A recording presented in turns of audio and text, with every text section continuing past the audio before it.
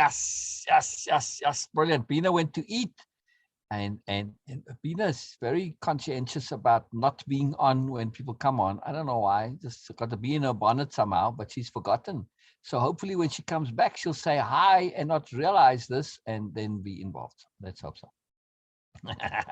You're Oops, I'm muted. You're muted. muted. There we go. I got it. All right. Brilliant. Hello, Erica Jayne. I've been thinking very deeply about you. Oh, Not yeah? unusual, but yeah, very specifically. So I thought, remonstrance is Ooh, appropriate.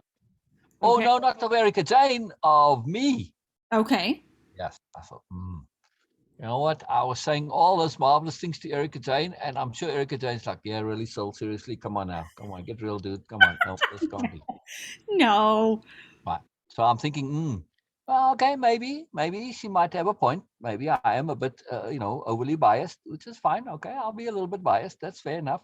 But what if I am, I have a legitimate point, but the communication is poor? Or the other alternative, that what I'm saying is accurate, but also Erica's like, no, not, is also accurate and appropriate. Hmm. What would satisfy both conditions?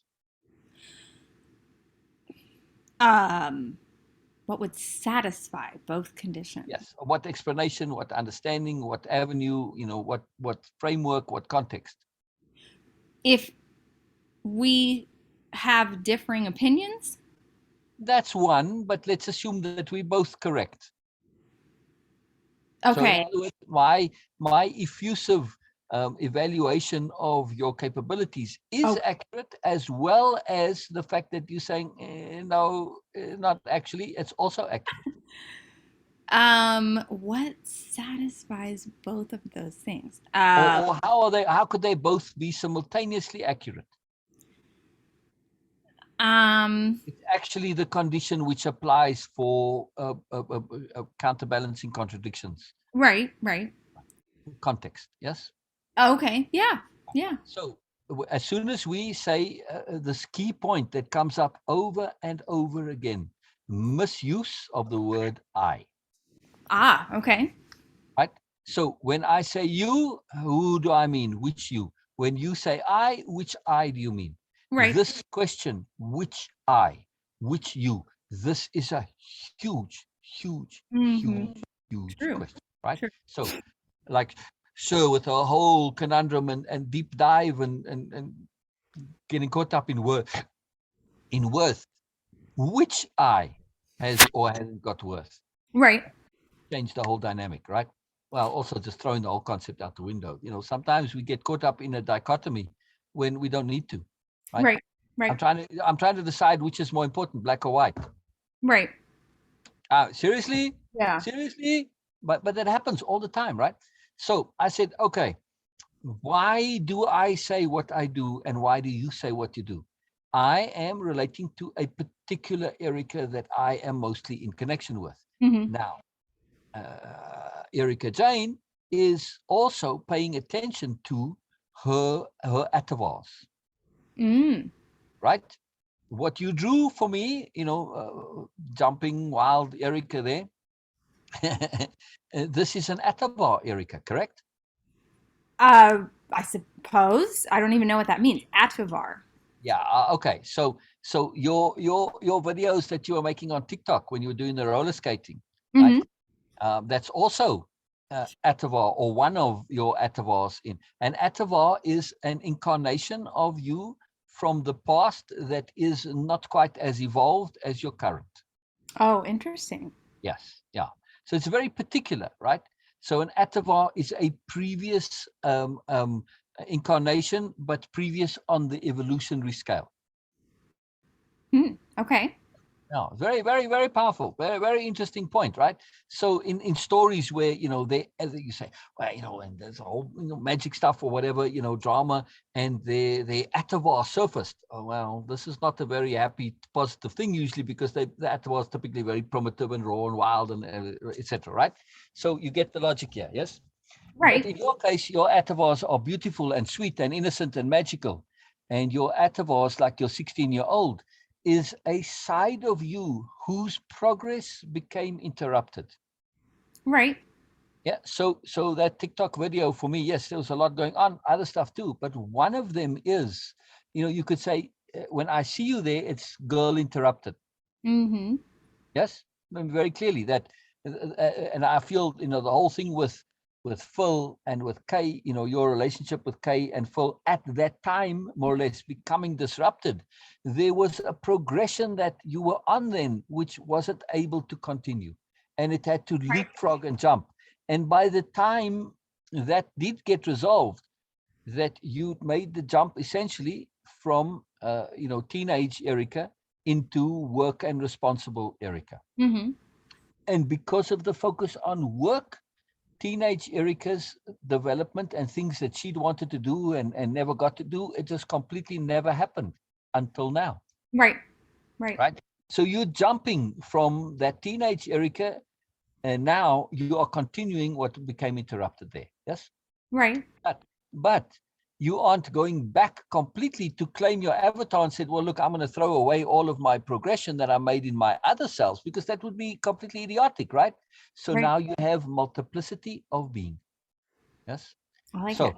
So, yeah, this is a magical thing, and it ties into your intent of you looking to communicate your fractal conceptualities of moreness Mm-hmm. with your basically with the avatars of yourself, right? This is the best word to use. Now, avatars, we're using it positively, yes, with your past selves, but it's not past selves, right?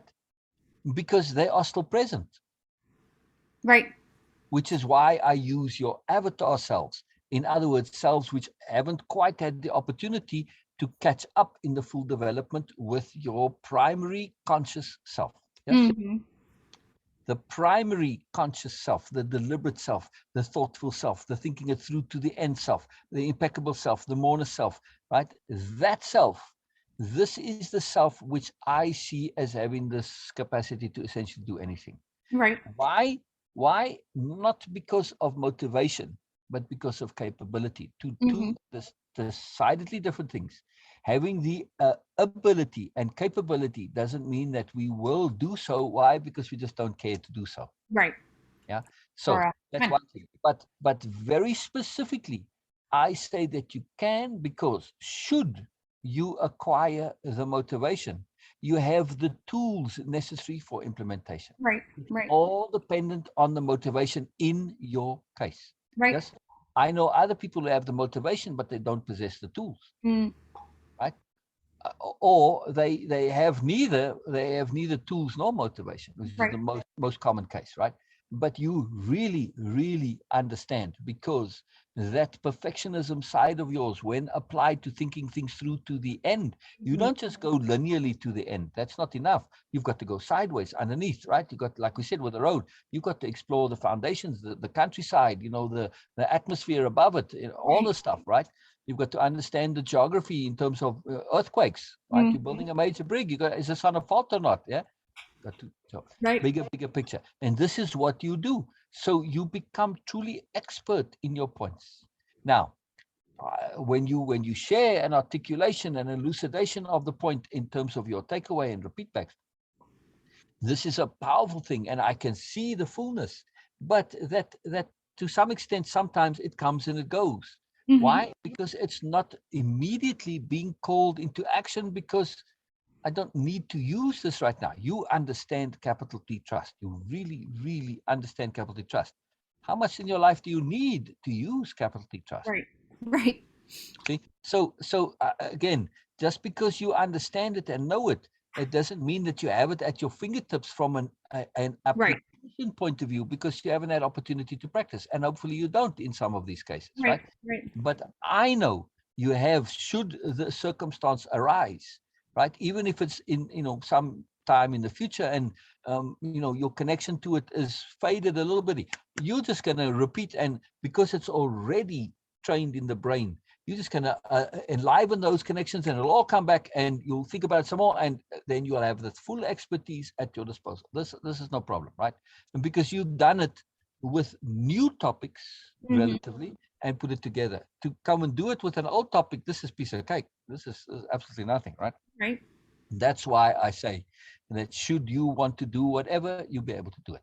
And why I say you have a lot to offer. Because those deep understandings, when appropriate in your particular motivation, you're going to share on a depth that is seldom seen. Hmm. It is seldom seen. Not just depth, but an articulate, elucidatory depth. This is a different thing. Yes, Right, we right. can be articulate, but not be elucidate. Correct? Hmm. True, true. And elucidate and not be articulate. Hmm. Now True. you combine both, and I would say you are more elucidatory than articulate Mm. sometimes, which is very interesting, right? That's And that's a good interesting. thing, because if we get overly focused on articulate, people get caught up in the beauty of your words, the beauty of your communication and sharing, and they miss the point. Yeah. Hmm. So we have to be very careful of that. Of the two, to be able to elucidate, to be elucidatory, we'll have Hmm. to make that because it's not a word that's usually used. To be elucidatory is absolutely the most critical point. Yes. Yeah, I Doesn't agree. matter how you do it, really. So this is important point, and that's why I say, your ability to be able to, you can elucidate really, really well. I, This is a magical thing, and that only comes from a true, deep understanding. right, right. So people, when they like public speaking or doing a video, they get nervous. Why? Because they aren't expert. If Right. you know your topic, nervousness doesn't come into it. Now, I will add one other caveat there. You may know your topic, but if you don't feel it's important to share, forget Mm-hmm. about it. Mm-hmm. Then Yeah. you'll be nervous. Yes. Right. But if you would take a room full of students, and I think if I were to teach public speaking, this is the very first thing I would do. I would say, okay, just make a note of things that are really, really, really important to you. Mm-hmm. Right? And then you cross off everything and left with the thing that's most important to you. That's like Mm-hmm. super, not the most important, because most is relative, but Mm. something that is actually important to you. Right. Then you just pick anybody and random say, what is this and why is it? Right. And Right. they're going to give you a little speech, right? It's true. Yeah. Because it's important enough to share. Right. Right. So you have no qualms in talking about it because it needs to be said. Right. That's right there. Problem Yeah. solved, right? So that That. it's very, very, very simple. So Mhm. appropriate motivation is the key. And That. if you should get that, no problem. Yeah. That's. I have been thinking actually a lot about that general concept.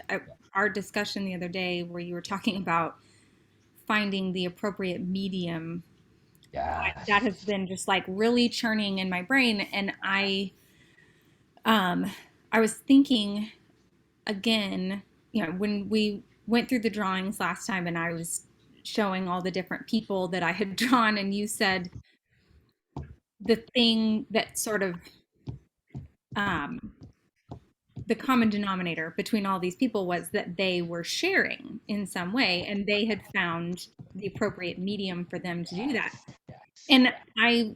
I was thinking again about that and was going back to I decided, okay, if when I was thinking about the drawings and about communicating intent through art, I started thinking about what what else sort of unified each of these people, or what were they what What was are the it that common denominator? what was it that I had learned from each of these Oh, people? oh. And it was so interesting because what I really boiled it all down to was each of those people had set a specific intent Hmm. for what they were doing. It's not just playing music. It's not Correct, just correct, correct. speaking. It's not just sharing. It's not just writing. All of them have at some point communicated a larger intent behind what they're doing. Yes. An intent of importance. Right, right. Brilliant. There's a Brilliant. larger moreness, intent to goodness behind what Yeah, they're doing. yeah, yeah. And so I was thinking a lot about that and started kind of getting down to, okay, well, this person has communicated that their intent behind this was this, and this person said this. and they have found a way to communicate or to apply that intent, to make that intent Yes. real through Yes. some specific medium and through some Yes. specific sharing. And so I was thinking back to, I was trying to remember if it was in, I feel like it is in the beginning of the Way of Impeccability slides, but I couldn't remember for sure which, if it was Way of Impeccability or if it was one of the later modules, that one of the exercises or the questions is something along the lines of, what is your intent for the world? I think. Ah, yeah, yeah, yeah. I remember, I think it, yeah, I'm pretty sure it is Way of Impeccability because I remember, saying something like, I want to be helpful to the world. I want to make the world a better place. Yeah. And So so, it comes in the very end of the thing. okay, The summation, module 8. That's where it came in. okay. So I started thinking, and I haven't really gotten to think a whole lot in depth about it, but was thinking about this last night, that that's something I want to come back to in thinking about not only the appropriate medium for me, but to really get down to the core of what is my intent Yes. that I want to share. Right. And then, find the appropriate medium for Right. sharing. There's another commonality. Mm-hmm. Old gum that lasted only for like 6 chews. No, must have been the fruit stripe stuff. No, no. I'd already chewed it, and I hadn't finished chewing it, so I set it aside for later resumption. Which, Okay. I don't know. Some people may think that's very gross, but it dries out, and that's fine, right? So I thought, okay, because it's the last gum that I had currently. So anyway, Right. but there wasn't as much flavor left as I thought there was. So Nice. all right. So there's another commonality. I feel, at least through you. Now, I may be mistaken, but I'm also gambling a little bit here, testing my own powers of extrapolation and understanding. The other commonality is in those people, your sparks. Yes. What they feel is important to the world is simultaneously personally important. To them. Yeah, but on a personal level, right? Right. So, Right. in other words, your intent, at least the topic that I said, wow, there's your TED talk. Right. Yes, this intent of yours to communicate your fractal conceptuality, moreness, potency, sublimity, ineffability, and fantasticness to your avatar selves, right? This is of personal importance to you, Right. right? And it's an ongoing theme. If you look at yourself, to reconcile mourners Erica with innocent Erica, let's just call it that. Right. Variations of innocent Erica. This is something of deep personal importance to you. It's And true. it is the reason why you kind of maybe doubt my exuberance a little bit at your ability to do anything, right? Because you're saying, yeah, let's get real. My 12-year-old Erica, she's got no clue in this, so I need to get her on board first, then I can do it. Yes, right? Right. Right. I Okay. do, I don't doubt Right. your I'm just using it for purpose of illustration. I know you don't really, but okay. It's more for a bigger point of illustration, right? I was more thinking hypothetically, not that I actually feel that you do, right? But you may be like, okay, he's laying it on a little thick. I don't know. But maybe you don't feel that way. I don't know. But it makes for the good point here. right. But the deeper point is, I'm saying this is an ongoing theme for you. This balance between your moreness and your innocent sides, right? And your Yeah. naive sides and you're not fully with it sides yet, unsophisticated sides. However, the point of the TED talk is not to share this is important to me only. It is, but I'm sharing it because it's important to me profoundly.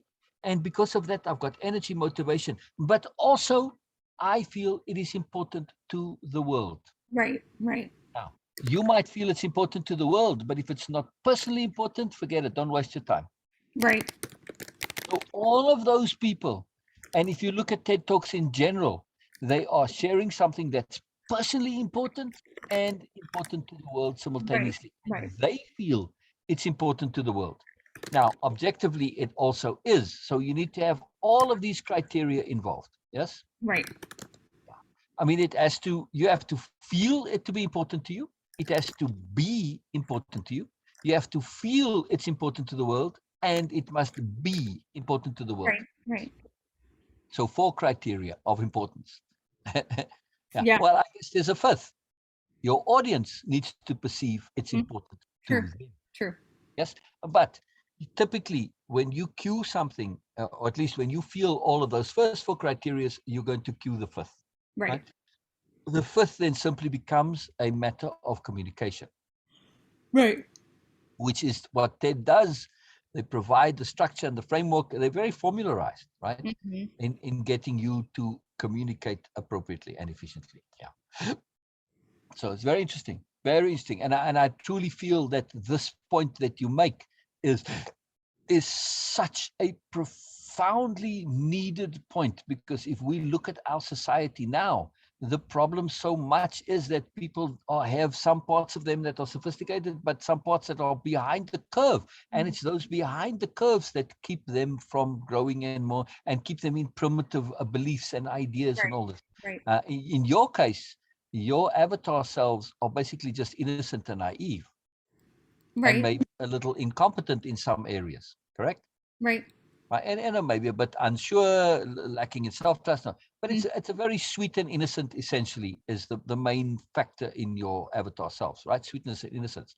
But other people's avatar selves are miserable, negative, mean, nasty, violent, etc. Yeah, Well, and I mean, I think I experienced that as well. fearful. Um, yeah, because of all of the stuff that happened with Bill. I mean, that was one of the reasons I Exactly. started Exactly. seeing Kathy, was because I was experiencing these like angry outbursts that I had no explanation for. So, Right. yeah, I mean, I Right. definitely But I understand. mean, right. So you see, your innate goodness, which is, again, why I say, the magic of everything with you.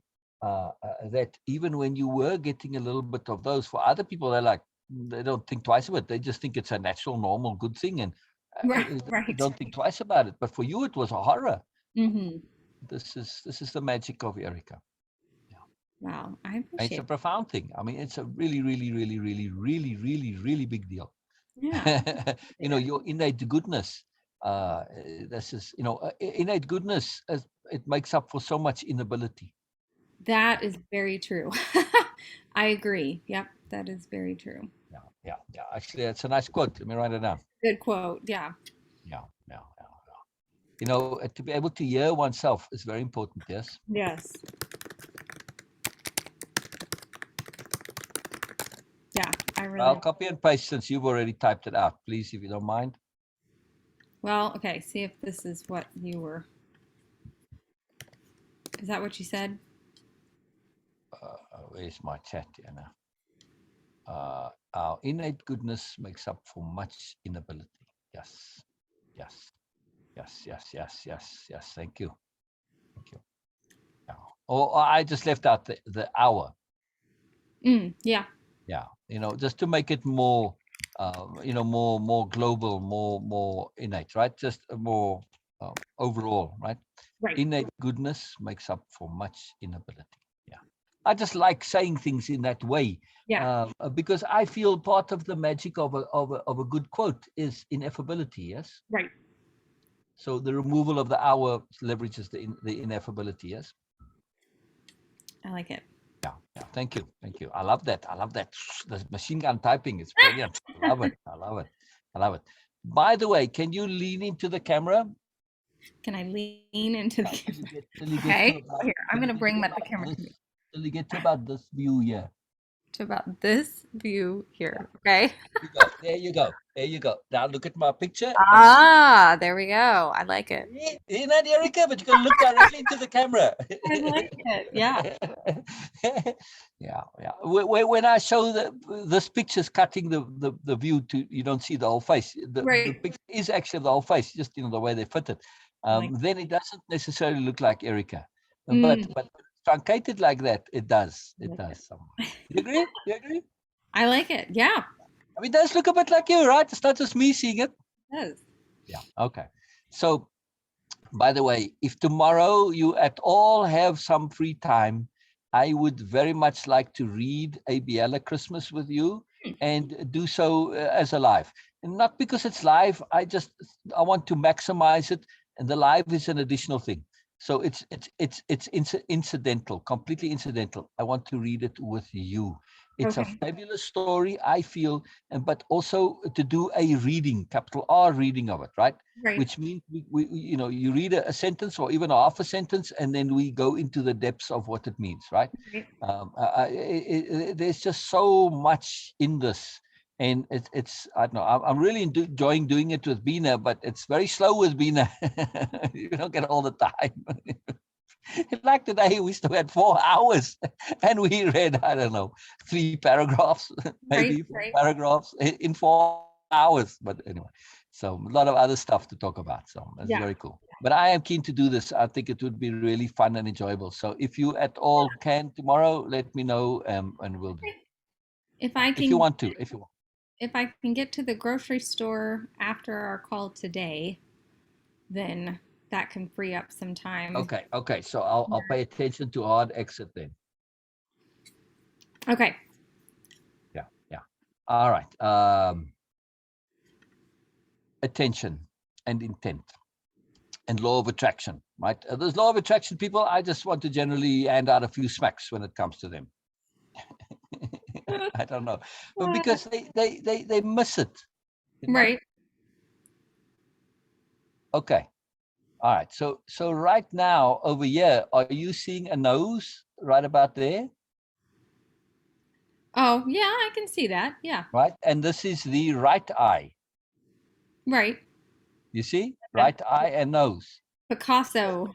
It's like Yeah. Well, Picasso. it grabbed my attention, and I thought, wait, did this picture shift? How funny. You know, Yeah. I thought it had somehow shifted, but it didn't. You see. Yeah.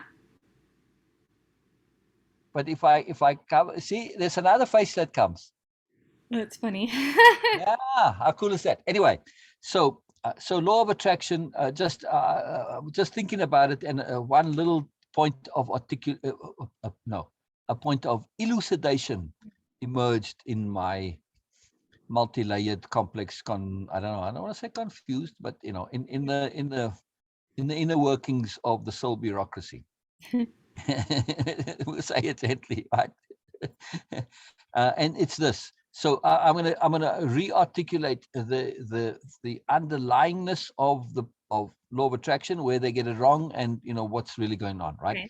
So we're looking at the issue of materialization or manifestation or actualization, right? Hmm. You could say bringing things into actuality, yes, via intent, really. Now, of course, with the law of attraction is, they think you just got to wish it enough, and that's it, and then you'll get it, right?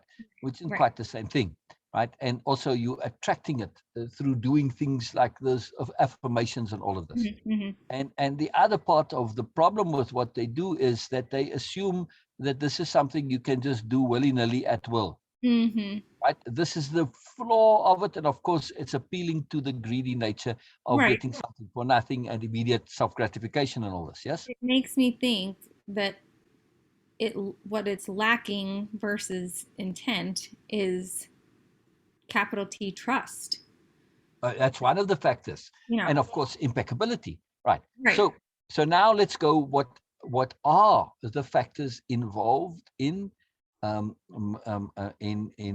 actualizing an intent? I want to avoid the words manifesting, because Right. manifesting is so tainted, and Right. even materializing, because it's material. Actualizing, to actualize an intent.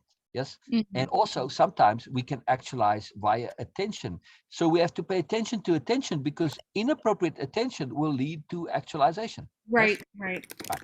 How does this work? First of all, it works because of focused energy.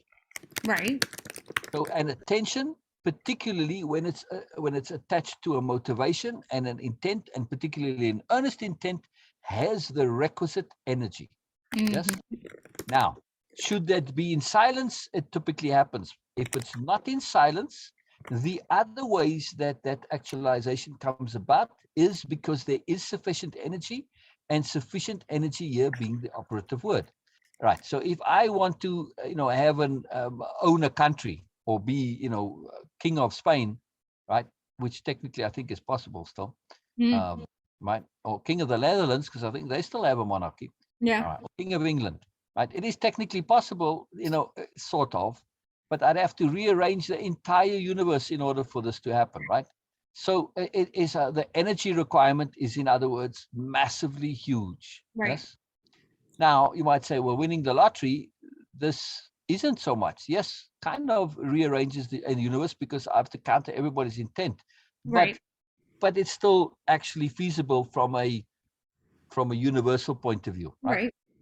Uh, so so the energy requirements, and this is what they don't understand, that the world is a description, but it's a collaborative description. Yeah. So that's very key. They assume that you and you alone are in charge of the world, but of course Right. your descriptions, your intents, they going to impinge upon me, correct? Right. So we can get what we want as long as it can be somewhat in harmony with everybody else. Mm, Yes. All right. That's in the general. Sometimes, and in one individual does change the world. Why? Because they are at the precise fulcrum point, the strategic leverage point necessary. Yes. mm, So right time, right place, and you can get by with changing the world in a very profound way with very little energy. Yes. right. All right. So timing, in other words, is very crucial. Hmm. I mean, that's really an issue of timing. Yes. Now, how can we leverage timing when we don't have this? I'm not a celebrity, which, in other words, Right. I'm Right. sort of by default in the right place at the right time. And whatever I say has disproportional influence and effect, and I can change quite a lot of things. Now, it doesn't necessarily mean that I can actualize things, but it's making the same abstract principle, right? Right. So now we have Johnny asking for pocket money. And he Mm, asks, and his mom says, no, I don't have any money for you now. And she really doesn't. Right. And Johnny comes back tomorrow and she says no again. Now, she could give him money, but she'd have to take from the rent money and basically change the whole world. Not right. realistic. Yes. But if Johnny persists long enough, at some point in time, mom is going to have the money and she gives it to him. Right. Yes. Right. Right. So this is very key. And also what they don't understand, it happens inadvertently, where the people repeating the things over and over. Right. Mm, But they're not making clear the underlying mechanism. So if we simply keep, that's why when we have an intent, we need to have unbending intent. mm, You keep putting it out there, sooner or later, you're going to get lucky. right. Now, the other critical part is that you can only intend what is appropriate for you to intend, what is Mhm. legitimate for you to intend. In Yeah. other words, your intent has to be founded, like trust, on a groundwork, a bedrock of Yeah. impeccability. Yeah. Yeah. So Johnny comes and asks for the pocket money, and his mom says, "Johnny, I told you, if you want some extra money, you can take the bottles to the store or mow the grass or whatever. But the bottles are lying there. I said, take them to the store. You're just too bloody lazy. So I'm Right. not going to give you any money." And but Johnny's too lazy. He doesn't want to do it. And he keeps asking. Of course, he keeps getting a no. Right. Right. So that's very key. Appropriate intent and law of attraction. Absolutely. It's the big flaw in their whole thing. Right. Yes. Right. So now Bina brought up a very powerful point. She said that as far as she sees it, that a bit of naivety is quite a necessity. Now, it's Mm, not actually a necessity. It's just happenstance that it's very useful. Why is the naivety very powerful when it comes to materializing or actualizing an intent? Because it results in a purity of focus. right. Right. Yes, nothing is competing. You have no doubts. Right. Now, I said, yes, that's true, Bina. And of course, if you think of law of favorability, this is how it works. Mm, Right? hmm.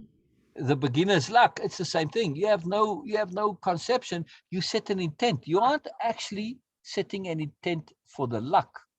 Mm, You set an intent for your project, and then something lucky happens right. that Right. assists you. Right. Yes. Right. And why? Because you had purity of focus. At Hmm. the start of your journey, you didn't have enough information with which to doubt yet, because you didn't know what was involved. Right. You didn't even know how difficult it was. Yes. Right. Does that make sense?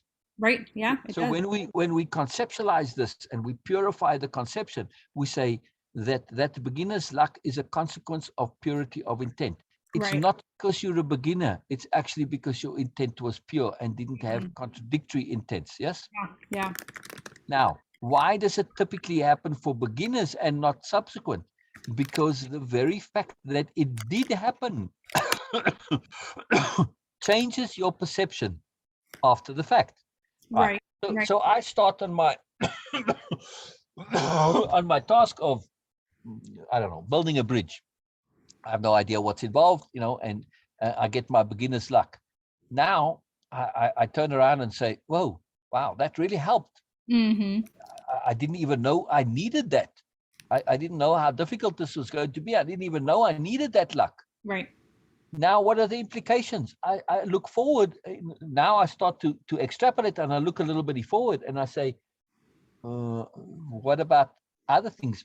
And now I think a bit about it, and I realize, oh my goodness, well, likely there's going to be other things that I weren't aware of that I'm going to need to get lucky. Right. But I got lucky. I didn't specifically intend to get lucky. I intended my journey, my building Right. of the brick, whatever it is. I didn't specifically intend to get lucky. I just got lucky. I don't know how to repeat this. Right. Right. So now I create the very thing that I don't want to do because Mm. I don't know how to repeat the luck. Right. I now doubt that I'll get the luck, which of course is an ongoing pattern, which Right. creates the very thing that you don't want. Yeah. Yeah. So that's why beginner's luck tends to be a one-time thing only. Mm-hmm. Yeah, that makes sense. Yeah. Yeah. Exactly. And your grimace was absolutely appropriate, right? Yeah. I mean, because it's not quite a grimace. It's like a bit of sadness and a bit of screw upness, and like, wow, that's really a screw up, right? That was very appropriate grimace there, yeah, or facial expression. So yeah, it's a screw up. But if we acutely aware of it, we can say, wait a second, I know somebody who's an absolute expert at leveraging luck. Mm.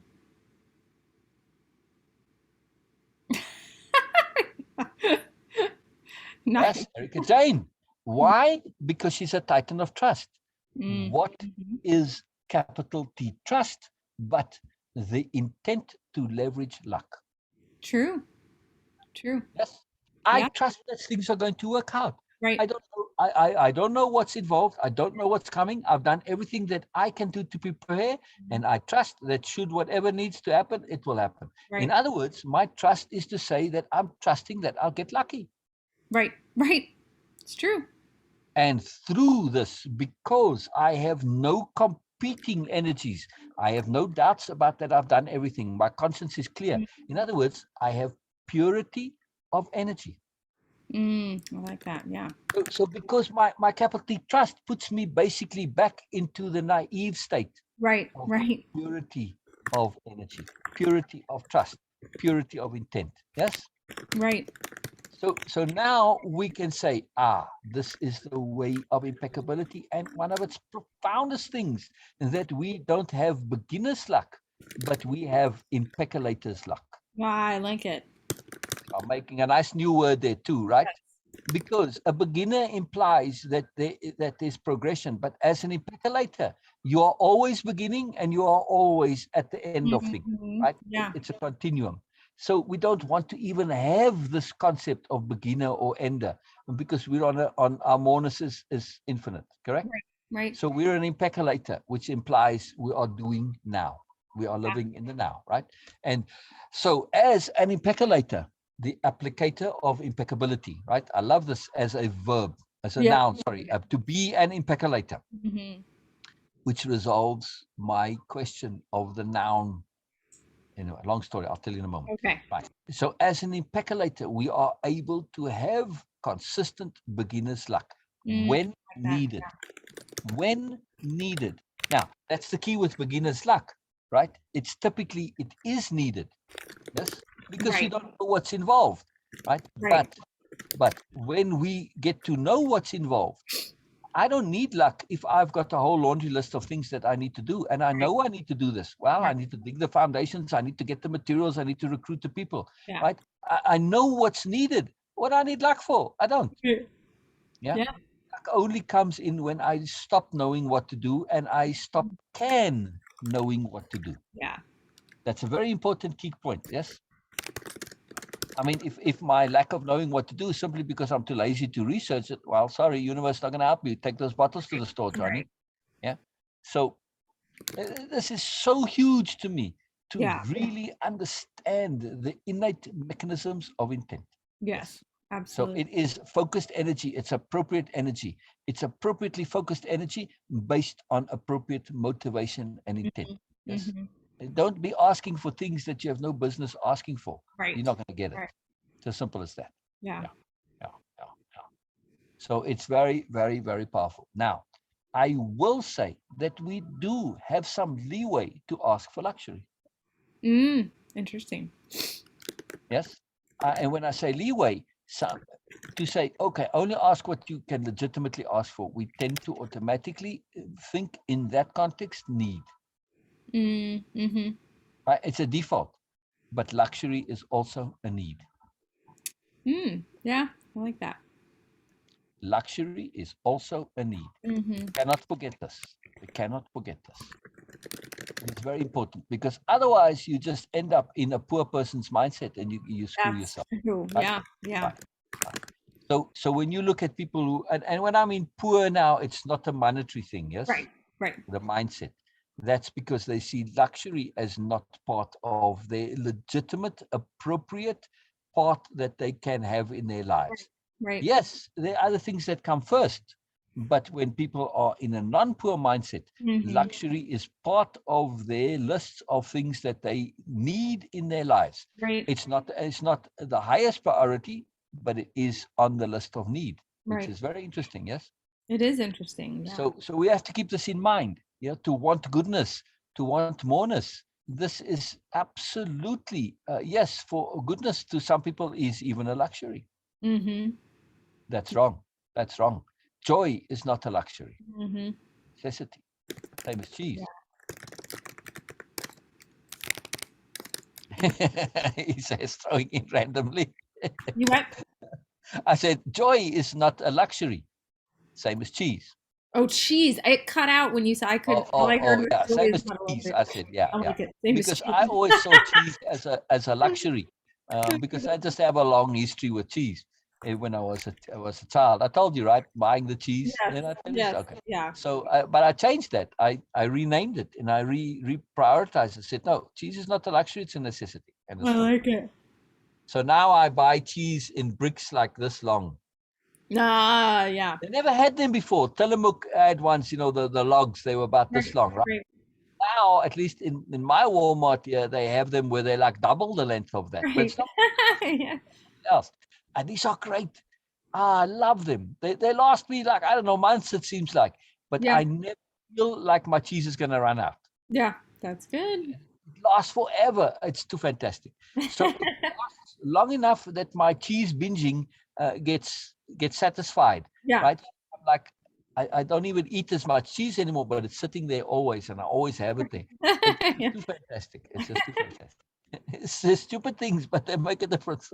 Okay, Know Ken. thyself. Know thyself. Yeah, go Speaking ahead. of luck and interesting things, to me, the fact that cheese exists Yeah, yeah, is yes, a total gift of luck of the universe. I mean, yes, what all yes, the yes, incredible things that had to yes. come into play for Exactly, people to figure out exactly, that cheese was a exactly. thing is amazing. Exactly.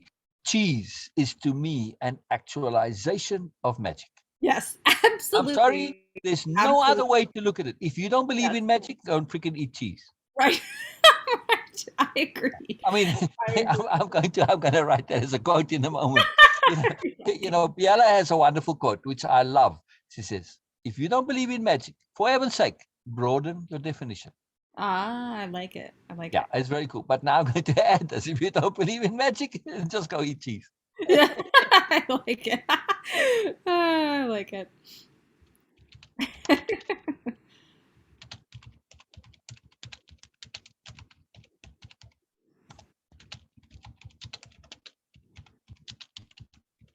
But yeah, when you understand what goes involved to make cheese, It's it's incredible. incredible. It is. It's incredible. I mean, the fact that people just happen to use this particular body part to store this particular ingredient and then figured out that this was edible, I mean, Yes, it's yes, amazing. yes, yes. So, Amazing. yeah, confluence of factors, beyond randomness. Sorry, Yeah. randomness had no part in this. So, No. sorry, dude, random up there. You didn't play your part in this. I can see our random stuff. No, I did. No, I did. Actually, I did. No, you didn't, dude. No, you didn't. Stop being so vain and egotistical. It's funny. We got to scold the gods a little bit for being vain and egotistical. I like it. It's their great failing, right? Their great failing. I love it. Yes, I love it's true. it. Yeah, yeah. Mm, I want to make a post sometime to take some scriptures Mm. and rewrite them and replace whatever the word for the particular deity is with fairy queen, I like it. and say, look, do you get the same value? And post that, they're from the scripture, but there's some value involved. Right. But the value doesn't come because of the deity's name. The value comes from the point being made. Right. Right? Right. So don't conflate this. Don't confuse matters to assume that you're getting value because of the deity. Right. That point, if it comes from the fairy queen, for Christ's sake, it's just as valuable as it comes from whatever your particular deity Right. is. Yeah. Right. So don't stop getting too caught up in the conceptionality Mm. of attribution of status and value and all of this. That's BMN logic that's Right. driving you. Yeah. All right. So talking about BMN logic, did you maybe get a chance to look at that video? So so Which so one? so the link that I sent in Facebook chat, Um. something about story. Okay. So just know Oh no, I didn't. I didn't. okay, no worries. I want to show you one part of it. I'll get there in a Okay. moment. Um, I will very, very seldom send you a video or something to read or look, because I feel it's a massive impingement on your time, and I will only do so if there is some absolute relevance to it. Yeah. Yes. So, but we can. It's just hard to watch them together Right. Right. because my sound doesn't work. Can you click on it and see if I can hear your sound? Okay. Let's I try did, that. by the way, try to watch the animal video that you sent me, the movie. The Animals are beautiful people. Yes, And yeah.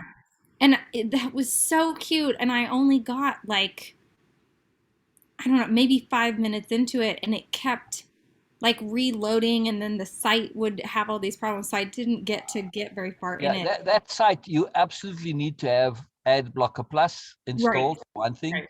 and you need to have good antivirus as Yeah. well. I may have Because to, yeah, I looked it up on our Apple TV, and I saw that I could rent it. So I might just have to rent okay, the movie. okay. But yeah, Yeah. I mean, it's a very sweet and very innocent movie. it was really cool. Maybe not so when but anyway, it's worth watching. There's a lot in it that's of value. So yeah. Okay. And And it shares a love of that part of the world, which you see in much literature, like H. Rider Haggard, for instance, you know, and many of those who wrote about that area of the world. Mhm. There's a very different love for it than for other parts of the world. Right, right. Yeah, it's quite unique.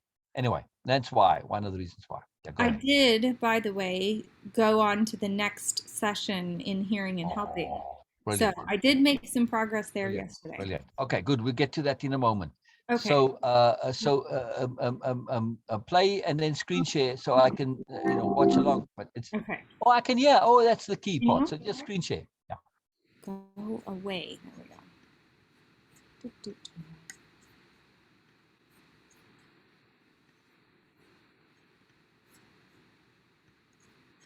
there we go. Perfect. Okay. So where so I can see. Okay. Full screen might help also. I think I picked it to share just the. No. I mean, click on the YouTube full screen. So I'm very Oh, happy to introduce to you Kendall Haven from West Point to a degree in oceanography to becoming a master storyteller, he's had an opportunity to understand how people respond to stories and All right. So can you to pause real quick, study, Eric? in fact, to do some of the science. Yeah. So I don't know if you paid attention to what her role is, but if you didn't see what her title is there. No, I didn't. Oh, good. So what would you guess that she does in the world? What's her occupation? Just from looking at her facial expressions and the way she holds her face and uses her, particularly her mouth.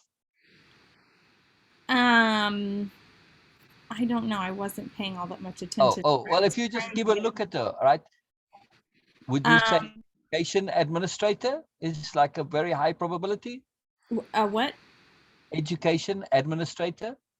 I could see that. Yeah. I don't know why, but it seems to me that people who are in education administration have a very particular kind of a vibe, and particularly the way they pull their mouths. Let it run a little bit and you'll see what I mean.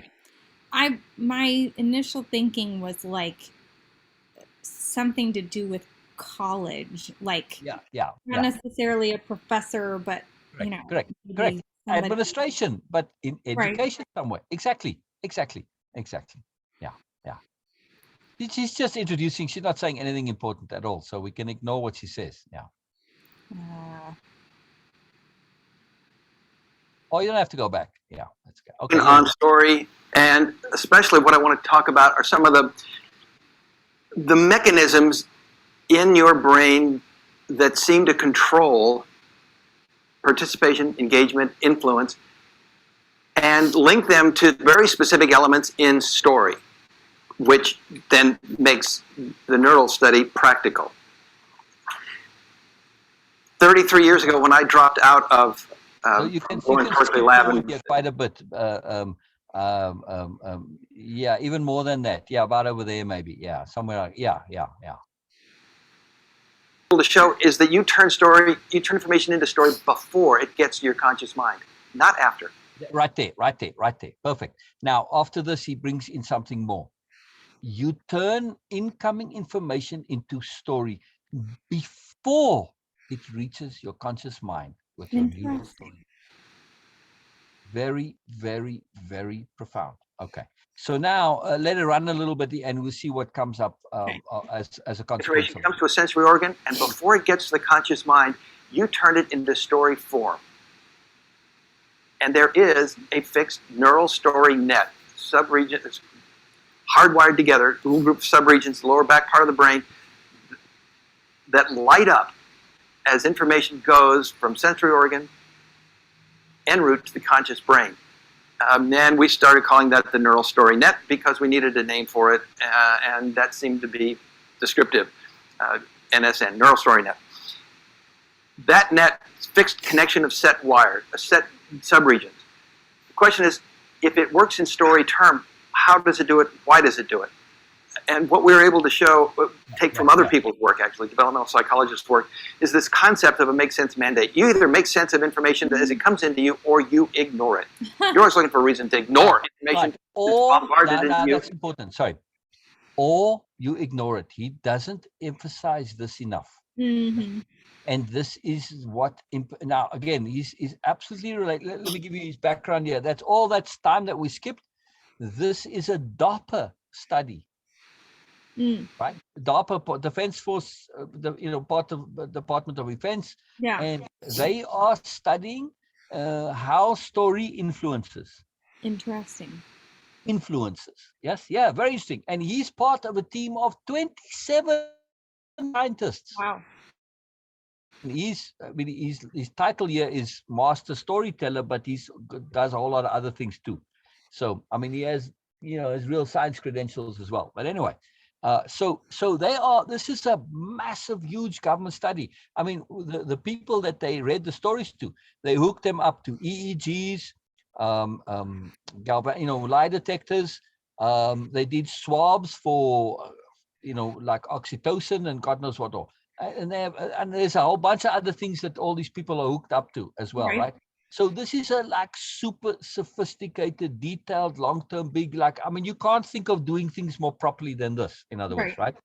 A study. But they are specifically focused on how and which stories and why stories influence.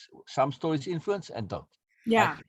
But they come up with some other things. So when you watch this again, absolutely watch it through the lens of Way of Impeccability. Okay. And at some point we can even do it together and go slide by slide. I'm short circuiting because I want to get to other things that's important, right?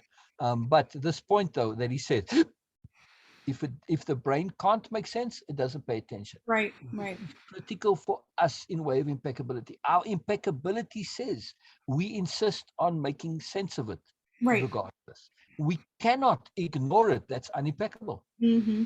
That's a distortion in your world. Yeah. And actually, this one point in when we're going to read Biala Christmas, this is really, really going to come big time into it.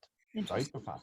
Right. So there's much in this that this was very gratifying for me to see, because my understanding of learning and that the real skill there and the expertise of that, the psychology of learning, this actually validates so much of it. It's Yeah. very, I mean, I'm coming through it through observation in my own studies. I don't have their resources, but it's very cool to see it in the same way, as you're going to see in a moment. And I want to share something absolutely that he has a nice diagram that puts it in here.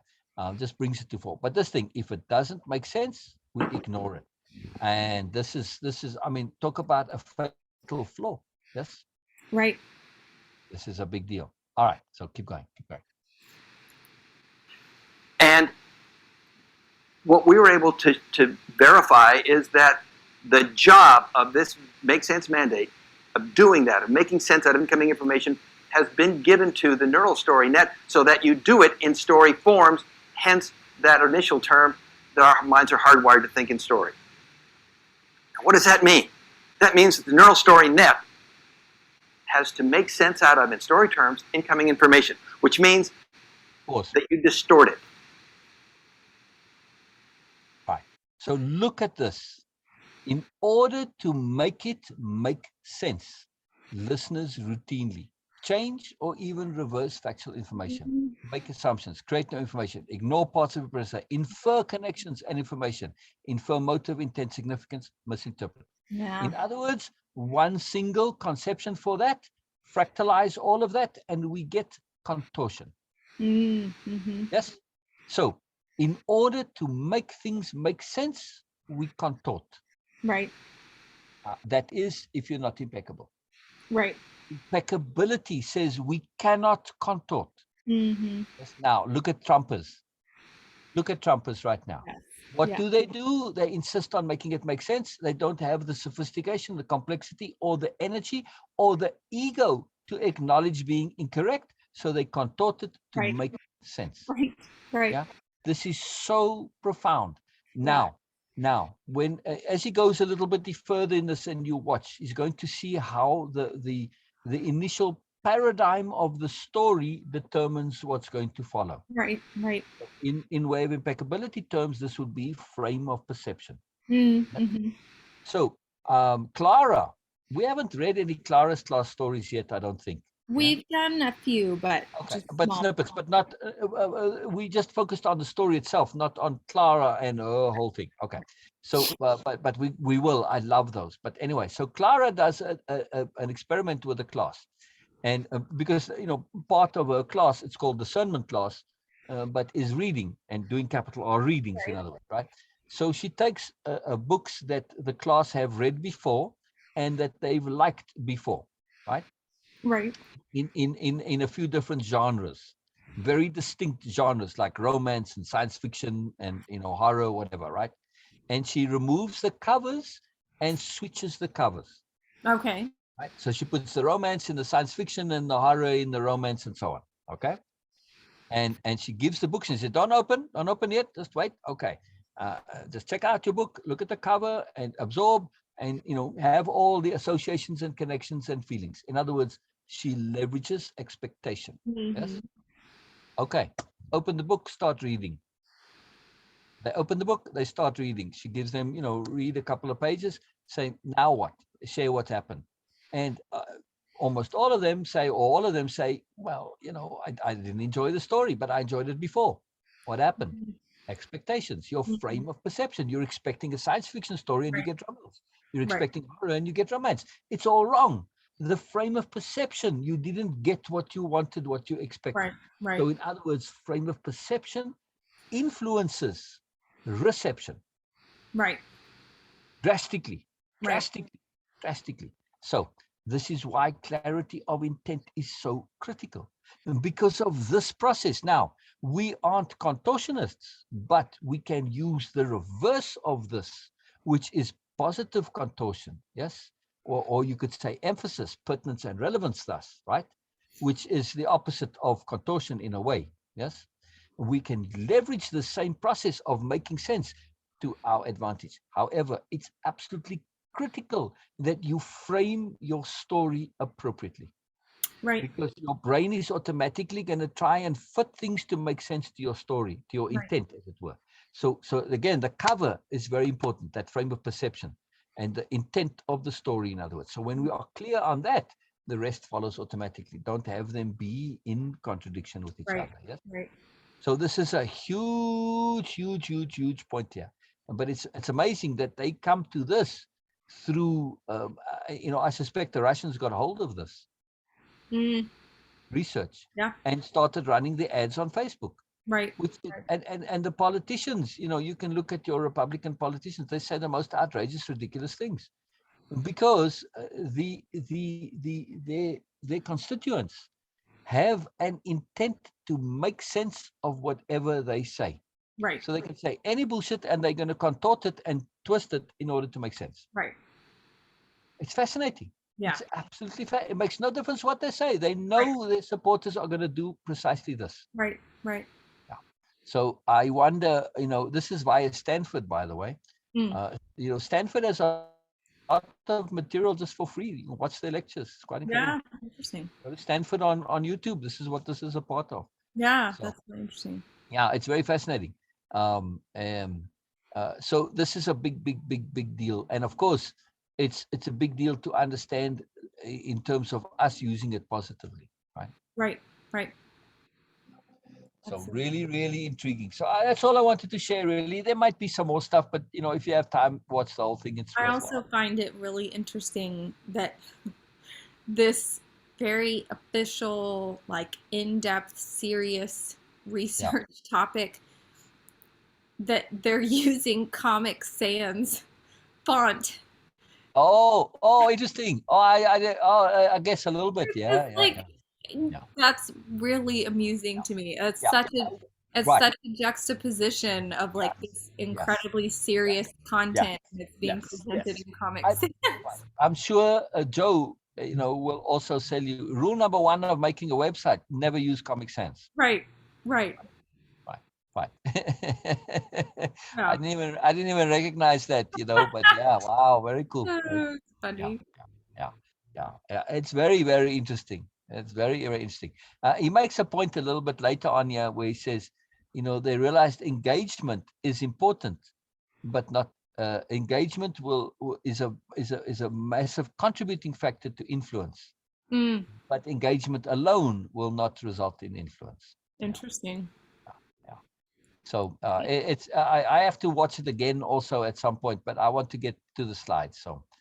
Yeah, But this is super interesting. I will isn't there definitely. something? And, It is. just I will definitely go back and watch it. context, everything of way of impeccability, coming at it through a different language subset. Right, right, This is very cool. It's very cool. It helps us so much to have alternative language subsets and also to recognize the power of what we do like this, where we can take all of those, listeners routinely, everything after the colon, and say contortion. Our right. ability to fractalize that into one concept, yes? Wow. They contort, Yeah, not distort, contort. Yes, the contortion leads to distortion, but they contort. right. And it's hardwired, right? This is the fascinating part. We are hardwired to contort. Isn't that incredible? It is. Yeah, And he's quoting research, or at least story, going back 150,000 years. yeah, yeah. Not 15, 150,000. And I can only assume they're doing this via, cave paintings and drawings and stuff. Right, right. Very fascinating. All right, Yeah. so this is a big shift. No, not addition to our understanding, and Mm-hmm. also in the context of hearing and helping. Mm-hmm. We need to hear the contortion. Right. How do we remedy when there's contortion? We change the paradigm of the story, the cover, right? So Mm. when you look at people's contortions and where things are screwed up in their lives, it's because they're expecting a story to go in a particular direction when that's not the story. Yeah. In Yeah. other words, they've got the wrong cover on the book. Right. Right. Yeah. Now he doesn't bring this Clara's example, but that's a very very potent exercise that Clara does. It's really, I mean, she does it for some other. I don't remember why it's coming in. I have to go look up the story again. But in retrospect, it just it's just like wow, well done, Clara. This was really Yeah. huge and awesome. Yeah. Because it makes the point of how we can remedy things, change the story intent, the frame of perception, the paradigm, in other words, of what Right. you expect the story to be. And now your brain automatically is going to start making sense of it in a different context. Mm-hmm. Right. But it's making sense in a different context. Right. That's the key. Shift the story, change the story. Yeah, change what you expect the story to be, Right. in other words. Yeah. Yeah.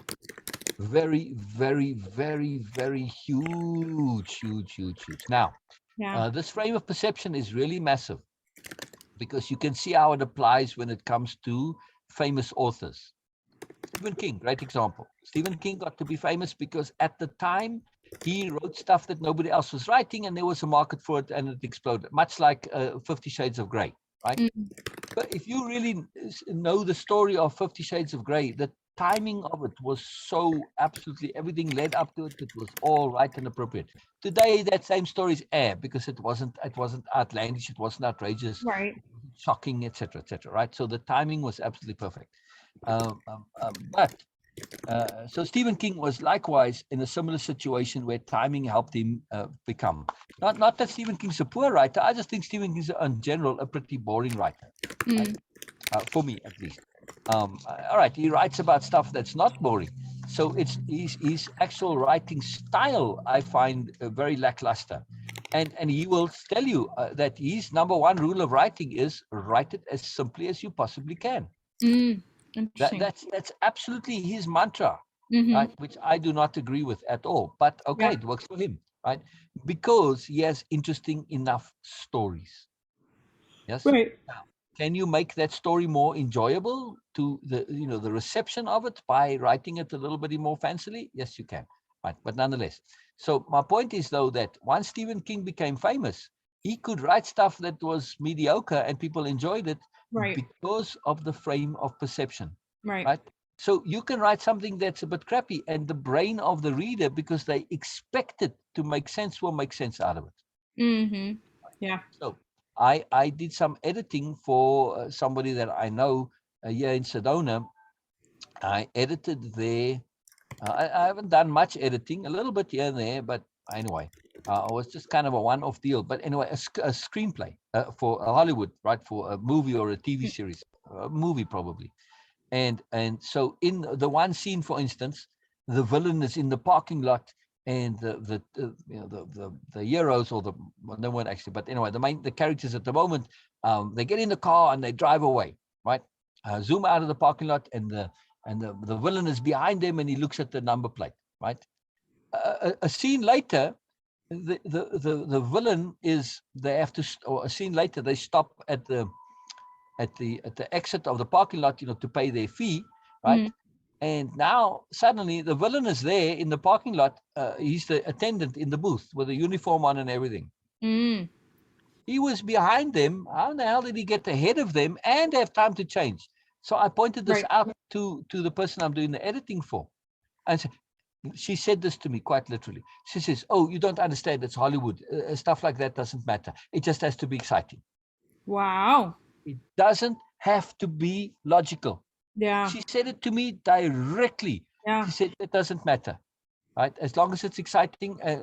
She didn't actually say as long as it's exciting. She said it doesn't have to be logical. You don't understand how Hollywood works. Right. Right. It was fascinating. I said, yes, I understand that you can get away with this stuff, but you don't have to. You don't have to write crappily, right? Right. Right. but she's leveraging that slide that we saw. People want to make it make sense, Right. and they contort it to make sense. We were actually, that reminds me, Joe was watching, I don't even remember which one it was, one of the 1500 Fast and Furious movies, which are so, I mean, the writing in those is so bad. The plots are just completely outlandish. Which movie is this? Fast and Furious. Oh, right. Well, Yes, yes, like yes, yes. incredibly cheesy, ridiculous.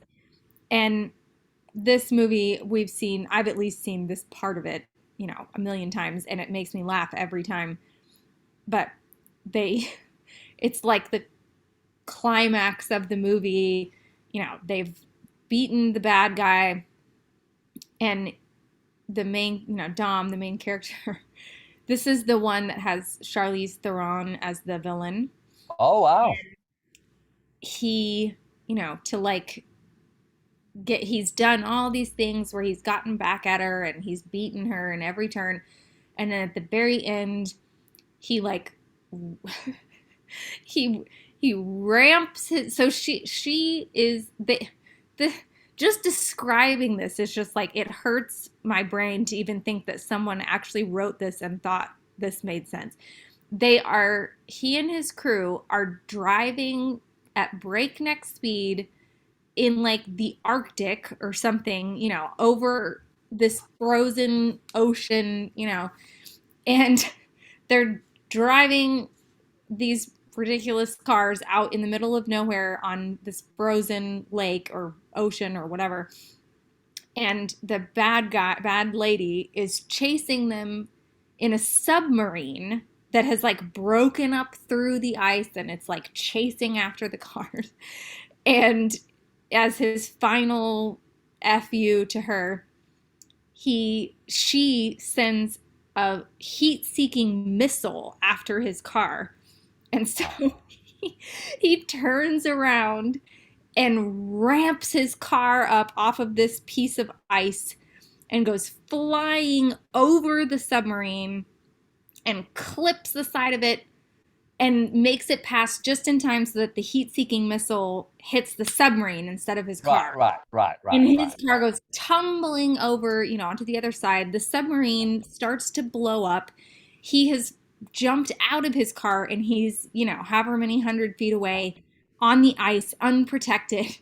And, the scene shows this giant cloud of fire, coming toward him. And his crew, who's all driving, separate vehicles, just somehow, and this is the other thing that kills me. The fire cloud, the explosion, somehow is moving in slow enough motion to allow all of the crew to like see that this is happening and get over here. So all of his crew simultaneously just so happens to drive in and line up perfectly so that they all form this circle around him when the fire cloud hits, and and he's like unscathed because they've formed this protective circle around him with their cars. Never mind the fact that fire can go under the cars, over the cars. Doesn't matter. This is the outcome. Yes. And yes. this all takes place, Brilliant. and I was just like dying laughing, and I said to Joe, I just, what the part that kills me is imagining the writers pitching this idea in a room, going, okay, here's what's going to happen, and that all of these people legitimately said, yes, that sounds super feasible. Great idea. Yes, and I'll explain why that happens in a moment. It's so funny. So before I do, there's one thing to understand. Be aware that we have different brains. Yes. You and I, right? Absolutely. That's what I was saying the other day when I was saying about my, a logical, rational brain. Yeah. And you write stuff that's rational and logical, but you can write stuff, bring in the irrational, at least in the context that I explained, which doesn't abrogate and cancel the logic part of it. It just adds to it, right? Now, oh, excuse me. So how do you pitch this? They aren't pitching a story. they're pitching a sequence of cool scenes. Right. Right. We open, this happens, oh, Right. cool. And Right. then we've got this scene, oh, cool. And then we have the scene, oh, cool. And then we end with this grand finale, oh, cool. Yeah. The executive, the executives will purely evaluate the money makingness of the coolness of those scenes. Right. The logical connectivity is totally irrelevant. And they Right. know this. That's what my friend was saying. You Right. don't understand Hollywood. She was, dang it. Sorry. It's okay. She wasn't able to articulate why, but this is why. And I've long since, I thought that same question, and my answer was precisely this. Right. It's got nothing to do with logic. It's got to do with the coolness appeal. Right. And think of it in terms of, of the average viewer. Right. When they walk away from the movie, they're not saying to you, look, this happened and it was justified and legitimate. They just talk about the cool scene. Right. Man, that Right. is cool scene with the submarine coming out and Yeah. chasing him, and then he had the missile. That's it. People share the cool. It's Right. not in sales. I tried to explain this to my staff. I said, it's not the thing itself that people buy. What they buy is the resell. Mm. Right? So I buy this fancy knife, and I go back and I say, "Wow, look, it's got for a oh gosh, I can't even remember the terms now, but it's got a Teflon bushing. There we go, a Teflon bushing. The hell is a Teflon bushing? You have no idea, right? Right. Well, it's a little covering around the pivot point, and it's Teflon is a very smooth, low friction, Right. so it makes Right. for a very smooth opening. So, what is that? Now you explain. Well, it makes for very smooth. Feel how smooth it is to open the knife. It's Right. going to cut the bloody same whether it opens smooth or not. It makes no Right. difference, right? Right. And it's got G10 handles or my Carter handles. Oh my God! Wow, cool. What the hell that means? I don't know. They pretty much near indestructible, lightweight materials. So my point is, it's not the utility of the knife that's important for them to buy or the beauty of it, but Right. how they can explain it to their friends in terms of cool, right? Right. The movie is the same thing. Right. The logic is not cool. As we very clearly know, for most Yes. people, logic is not Yes. cool. Yeah. Sensibility is not cool. Profoundness is not cool. Sublimity is not cool. But cool effects, this is cool, right? So, if you want to make a pot boiler money-making movie, you have to understand the psychology of cool. Now, of course, the better movies get into it in a more nuanced way. Right. For instance, Iron Man. Yes. Yeah. I don't particularly like Robert Downey Jr. Mm-hmm. An actor. He's a good actor. I give him this, but I don't particularly like him as a person, Right. and it bleeds Right. through a little bit into his acting. So it takes a little bit off for me, right? Because I can see past and the crappiness of him as a person. Right. It leveraged into being cool. Mm-hmm. In other words, he makes indulgence cool. Right. Right. Now, if you watch his earlier movies when he was having problems with the drugs and all that, Right. it's much more direct and clear and noticeable. Yeah. As Iron Man, it's very, very nuanced. Yeah. Yeah. It's very subtle, but it's still there in some Right. way or another, Right. right? And that to me is, I don't like the character, but I appreciate the skill of this particular coolness, that they Yeah. haven't just been egregious in their coolness because, well, these are bigger movies. And Right. yes, that Fast and Furious, it works up to a point, Right. right? And then the movies, they start declining in popularity, right? Right.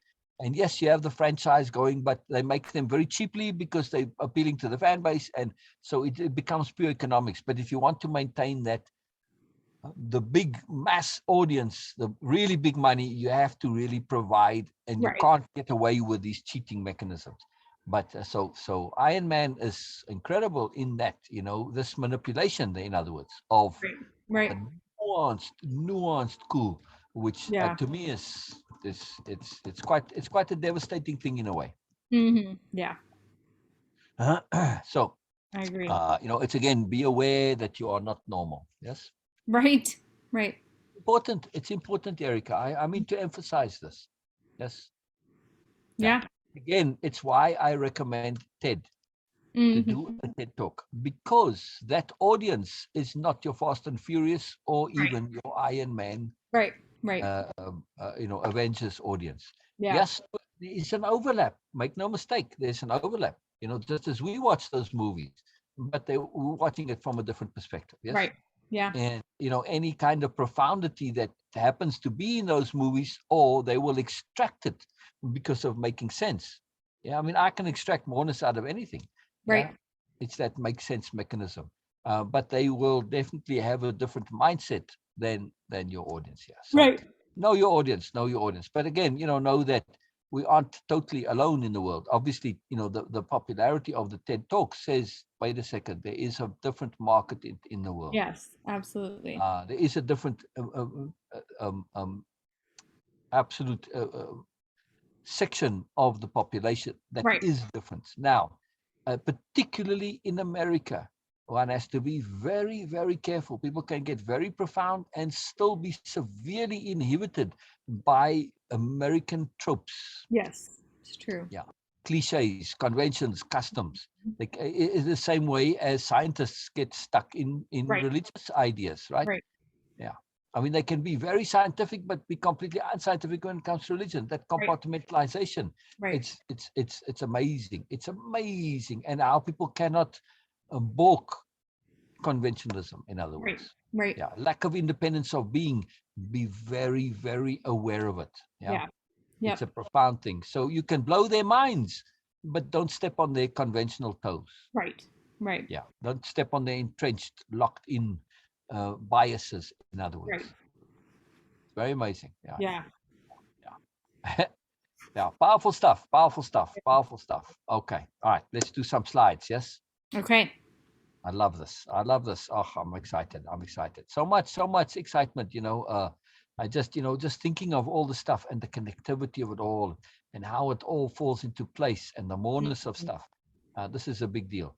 It But is. again, right, I wanted to make sure that my justification of my um, uh,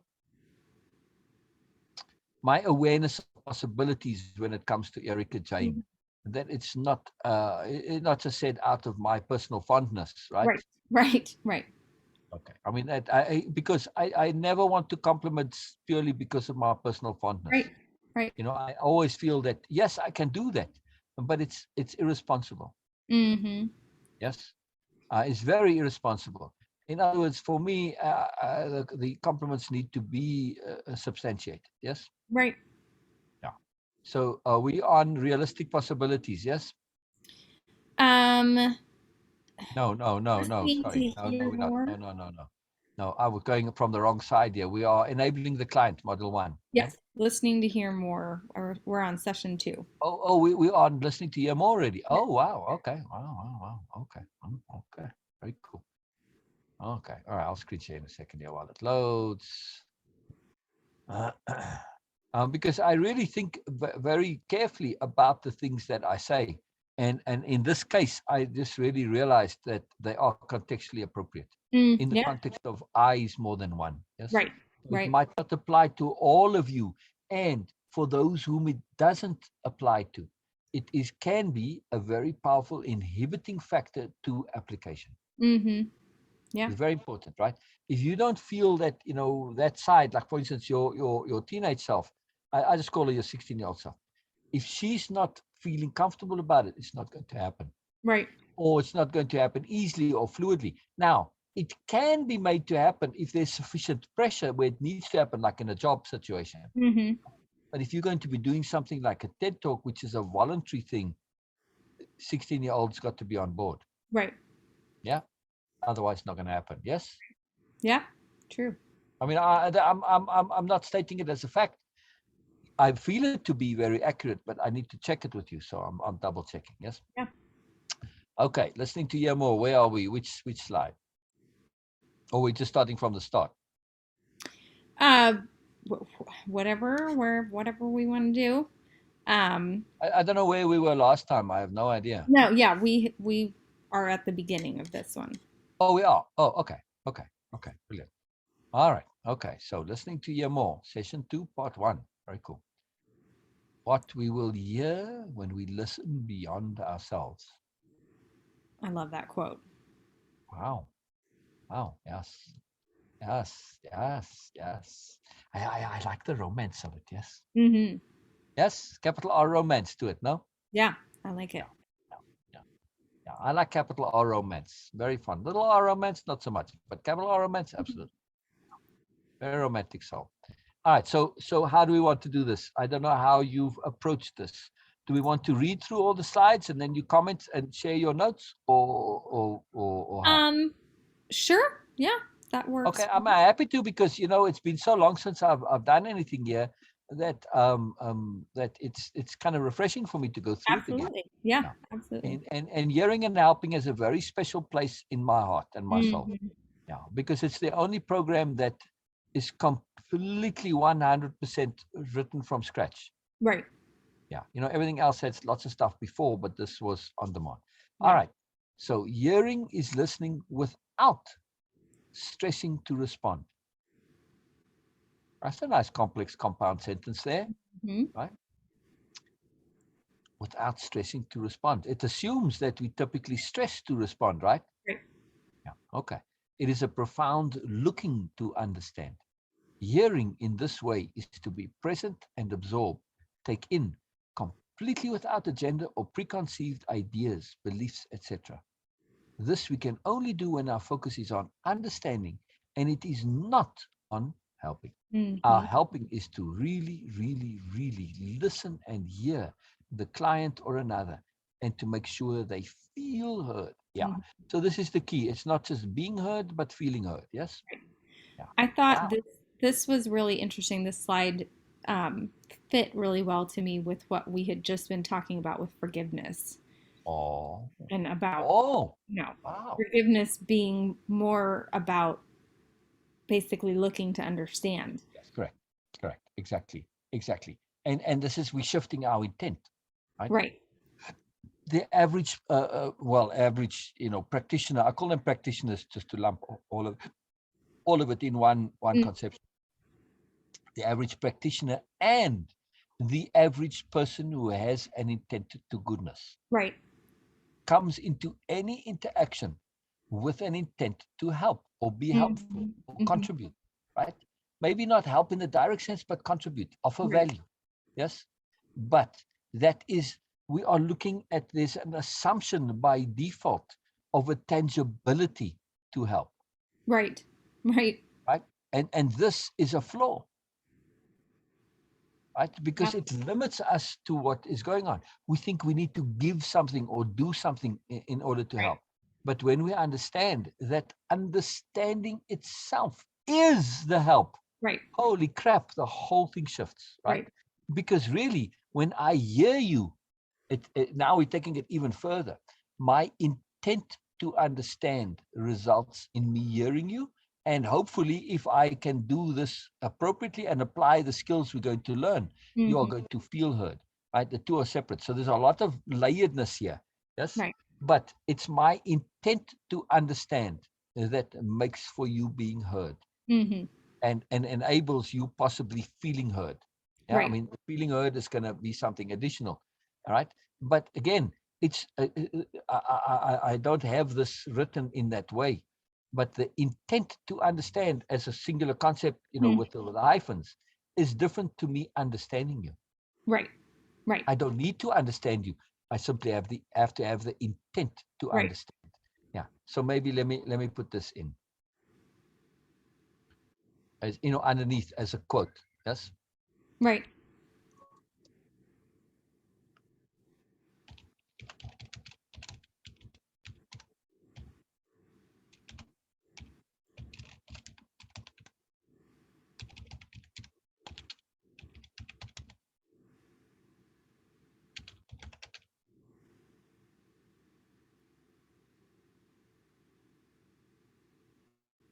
I don't want to say leads to the other being heard. So I just have to say leads to hearing.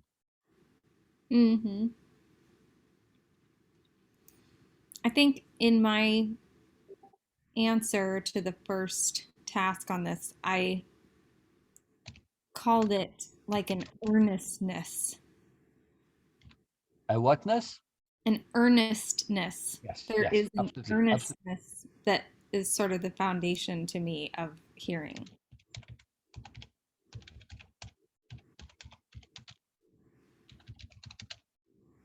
Not necessarily actually being understood. My keyboard has decided to become a little bit sticky. Oh dear. So I lose sometimes. Well, the keys, they kind of, I don't know, just get out of kilter and then they don't press. I don't know. It's very weird. Mhm. So I miss them.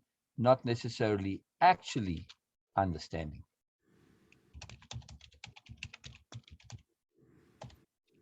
or not necessarily actual understanding. Mhm.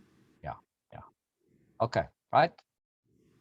I think the A in actual got unitalicized. Looks Ah, like. yeah, yeah. I have to do this all differently, yeah. Now. Because I have to I forgot that I have to do this not necessarily, and then a bold actual. I italicize the whole quotes typically, right? The intent to understand, intent to understand leads to being heard, not necessarily actual understanding. Yeah. Yeah. Okay. Okay. So I just wanted to add that in there as a nuance because I don't think I had it in there before. So, all right. Very cool. Capital L listening and capital H hearing are mechanisms which enable you to not only get more from what others are sharing and what is happening around, beyond, and inside you, but also capital L listening leverages you to power pause, which is a profound technique to reevaluate, rephrase, and recheck your ideas, thoughts, and perspectives. Mhm. This is very, very important for me because it's shifting. Right. It's like, wow, I'm applying capital H hearing and capital L listening to somebody else.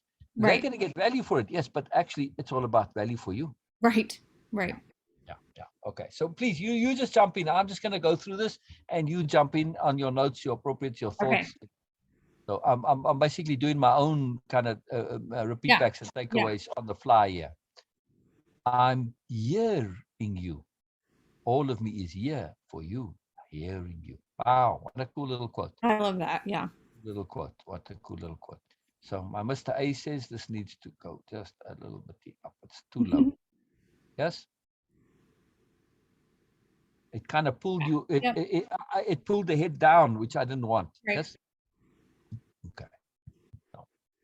I love that. I love that you see what I'm doing there. That gives me great joy. Yes. Yeah. Capital L listening is receiving what's presented without prejudice. Wow. Wow. Wow. Wow. In the context of that story, what does he call? What does he call that video? Who? What? Who? That video we watched, it's something story, the mind of story or something like that.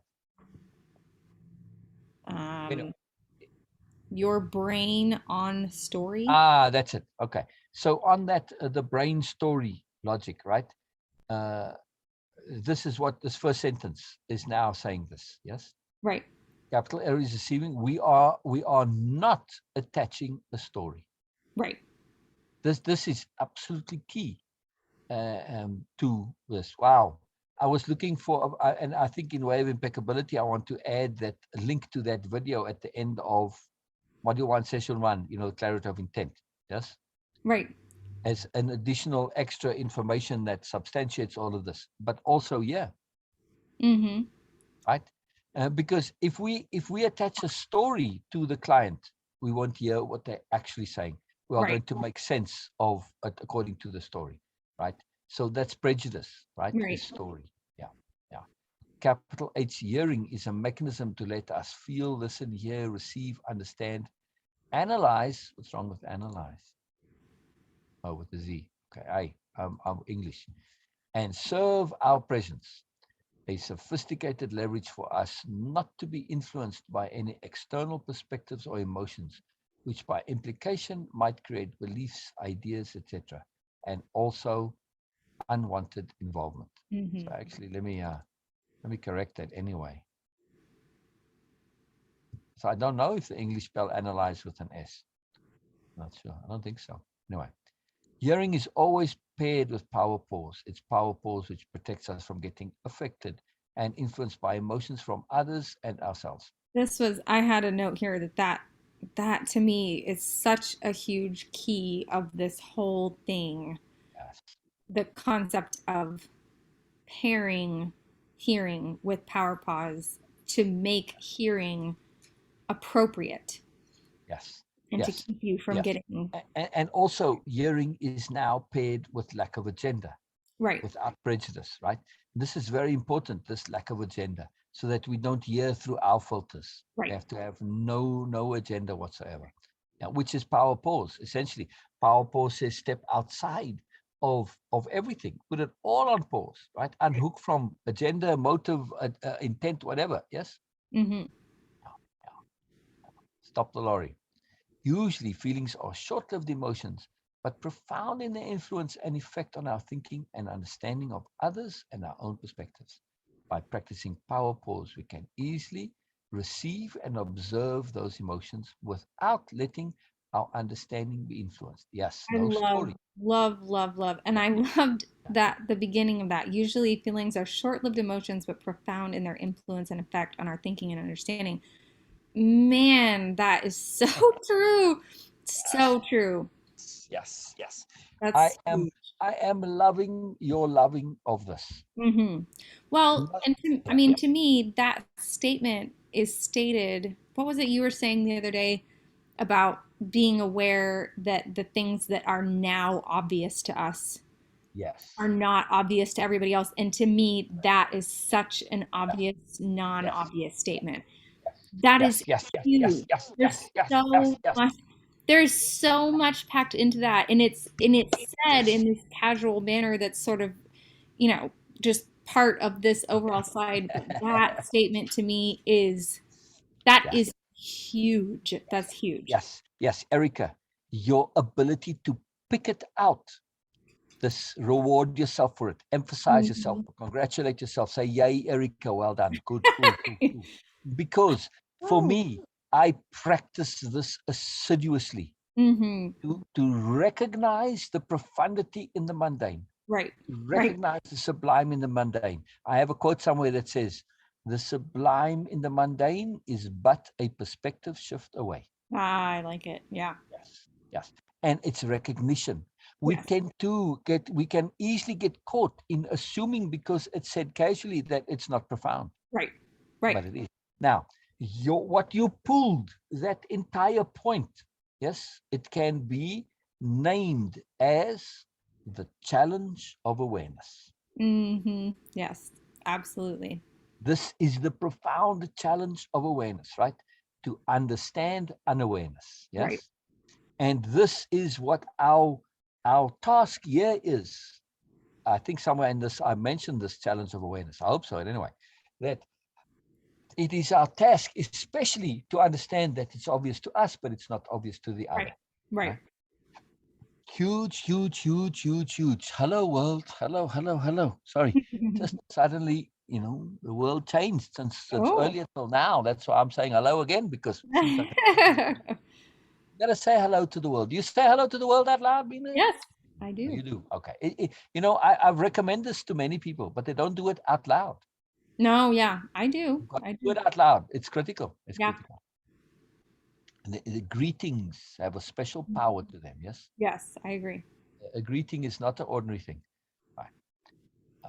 Saying hello is not necessarily a greeting, Mm, but when you say hello as a greeting, right. it's transformative. Right. Yeah. Okay. And that nuance is very key to this whole Mm-hmm. program. Yes.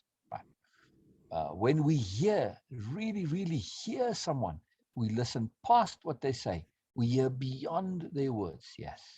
When we hear, we listen to implication, emphasis, meaning not said, emotion not expressed, intent not articulated, what's not said. Mm-hmm. This to me is the skill of the new nobility, Right. and all of that.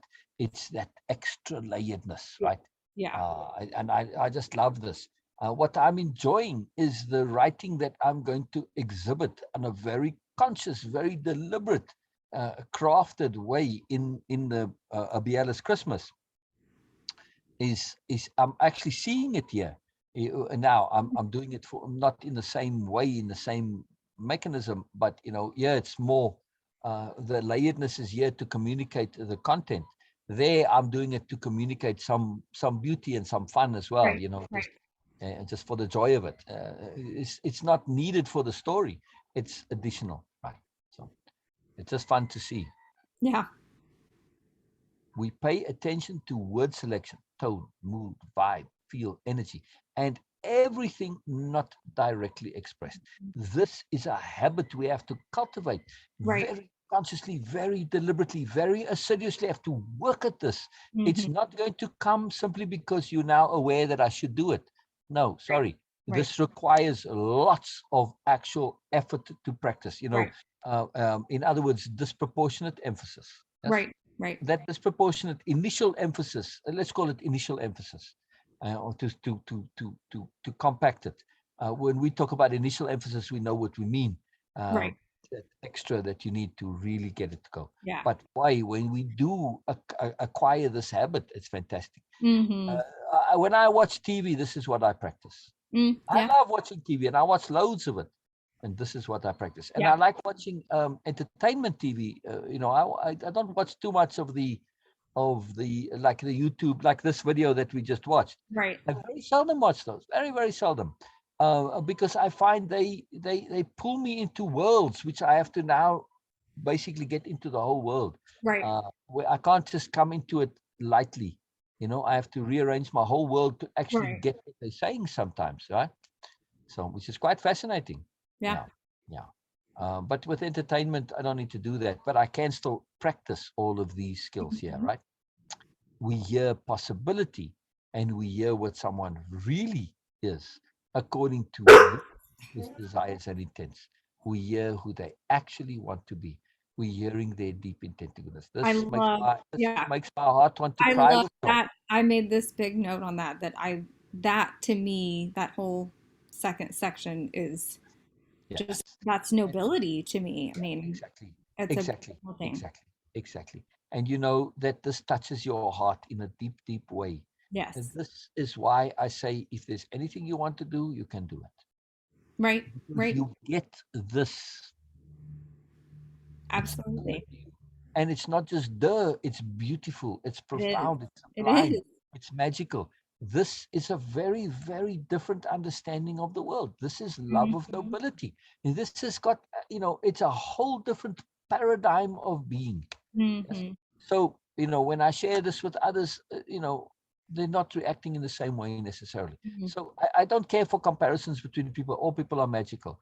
But at the same time, I do have to recognize your innate predilection towards nobility. Right. The new nobles will tell you, like in Clara's class, right? The school is run by the new nobility, but it's not training you to be a new noble, right? Mm-hmm. It's just a regular school. If you go to, like, I don't know, career day or whatever, and what do you want to do? Well, there's the new nobility and they've got their little booth and whatever. And the first thing they'll tell you is, look, this is a but it's not for everybody. Right. Right.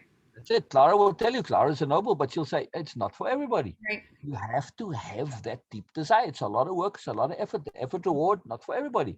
And we don't assume it is the be all.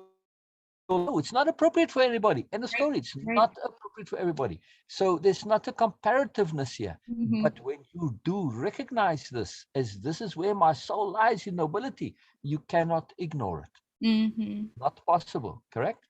It's true. Yeah. It's just this card. So, okay. Very cool. Very cool. Oh, I like this picture here. Yeah, Mm-hmm. very cool. Thank you, Bina. I think Bina did most of the I beauty. like it. I called it the prettification of the Yeah. slides. Or beautification. Yeah, yeah. I think Bina did all this. Yeah. I don't remember it, so it must have been her. Yeah. Yeah. This session is a huge, huge session, a course in itself, and absolutely critical to so incredibly much. Yes, yes, yes. Much more even than its specific application to helping without helping. Yes.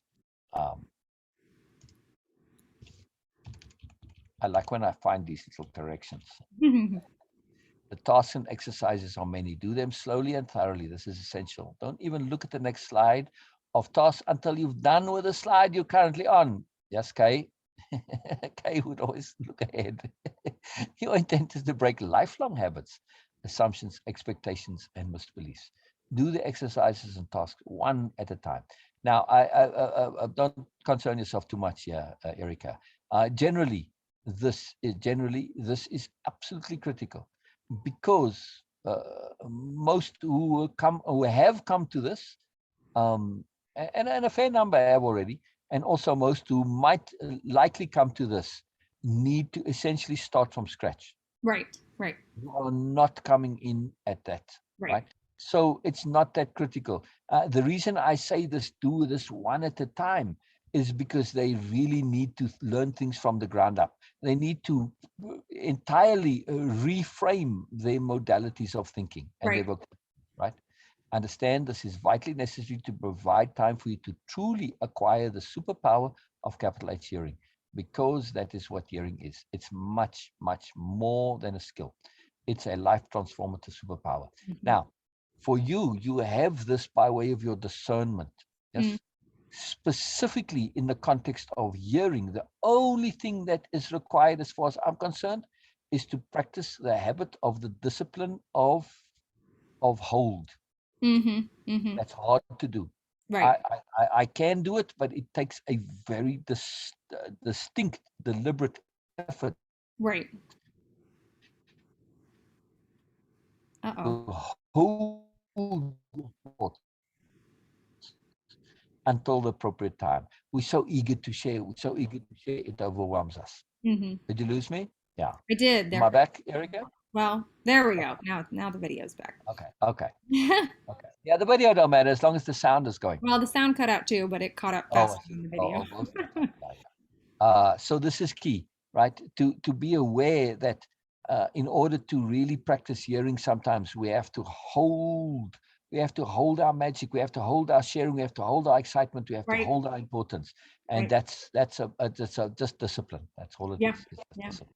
It's Absolutely. very hard. It's very hard because it's a lifelong habit. It's Mm-hmm. very hard. Yeah, yeah. But it's well worth learning to Yes. really practice it, and not just to say when people finish their sentence on literally the last syllable, but to add in a second or two and then say. Right. Right. That's like extra degree of difficulty right there, especially because we listen very fast, Yeah. right? We listen very fast. I mean, I can have whole sentences and paragraphs go in between words Mm-hmm. coming to my mind, in between words. It's like, wow. I'm like, really, seriously? Yeah. Sometimes I have all little stories that pop into my head, just like Right. that, Right. between words. Fascinating. That's fast listening, right? Mm-hmm. Right. So it's a life transformative superpower. It is. It is. It is. Because that discipline to not react but to respond. Mm-hmm. We are really training ourselves, like I said, not just to wait until they've actually finished the last syllable, but then the second or two. Mm-hmm. If you once you've mastered that, you can wait 10 minutes or half an hour or whatever. Right. And so Right. it prevents us from inadvertent inappropriateness simply through eagerness. Mm-hmm. Inappropriate, inadvertent, inadvertent appropriateness through eagerness. Mm-hmm. How often have you not seen this or been a victim of it? Yeah. Absolutely. Yeah, yeah. So if we aren't able to hold our eagerness, we can be manipulated, Mm-hmm. right? It's true. So it's a real power. Um, while we're on this point of real power, knowing where your boundaries are is important. Mm-hmm. Yes. Yeah. Knowing exactly how much you can do and cannot do. Right. When you know precisely where that is, you have real power. Yes. Right. Yeah. Yeah. It's very important. Very important. So this is part Uh-oh. creating your own boundaries, as it were. There we go. Okay. Tank. Okay. No. Well, Tasks and exercises. In your there own we go. words, write out in detail what capital H hearing means to you. Well, I've lost you again.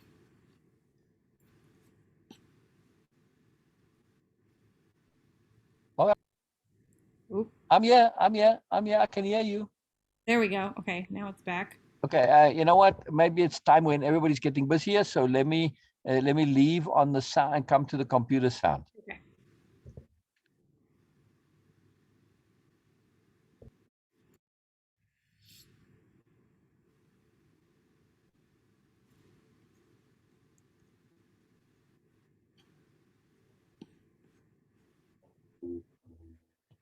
It's just not as intimate as the phone. When you're on the Right. speakers that are on the floor beneath me, Yeah. you know, it's just a little different somehow. And I don't think this mic is quite as good either. Yes. Yeah, it's not as Yeah. clear. One moment. One moment. Sorry. One moment. One moment. I got to put off my music now because now the music competes with you. Otherwise, you know, the sound is in my ear here and the music is background, which I Right, like. right. All right. All right. All right. So say again. Do You what now? said you said something, but I couldn't hear. Oh no, I was just saying I couldn't that I had lost you. I couldn't hear you. Oh. You hear me now, right? Yes. Okay. Okay. All right. Brilliant. Brilliant. Okay. So my answer to this first question was it got long. Oh, good. So Good. we'll see if I can get through it in the 10 minutes that we have here. Okay, so yeah, in your own words, write out in detail what capital H hearing means to you and how you envision its application.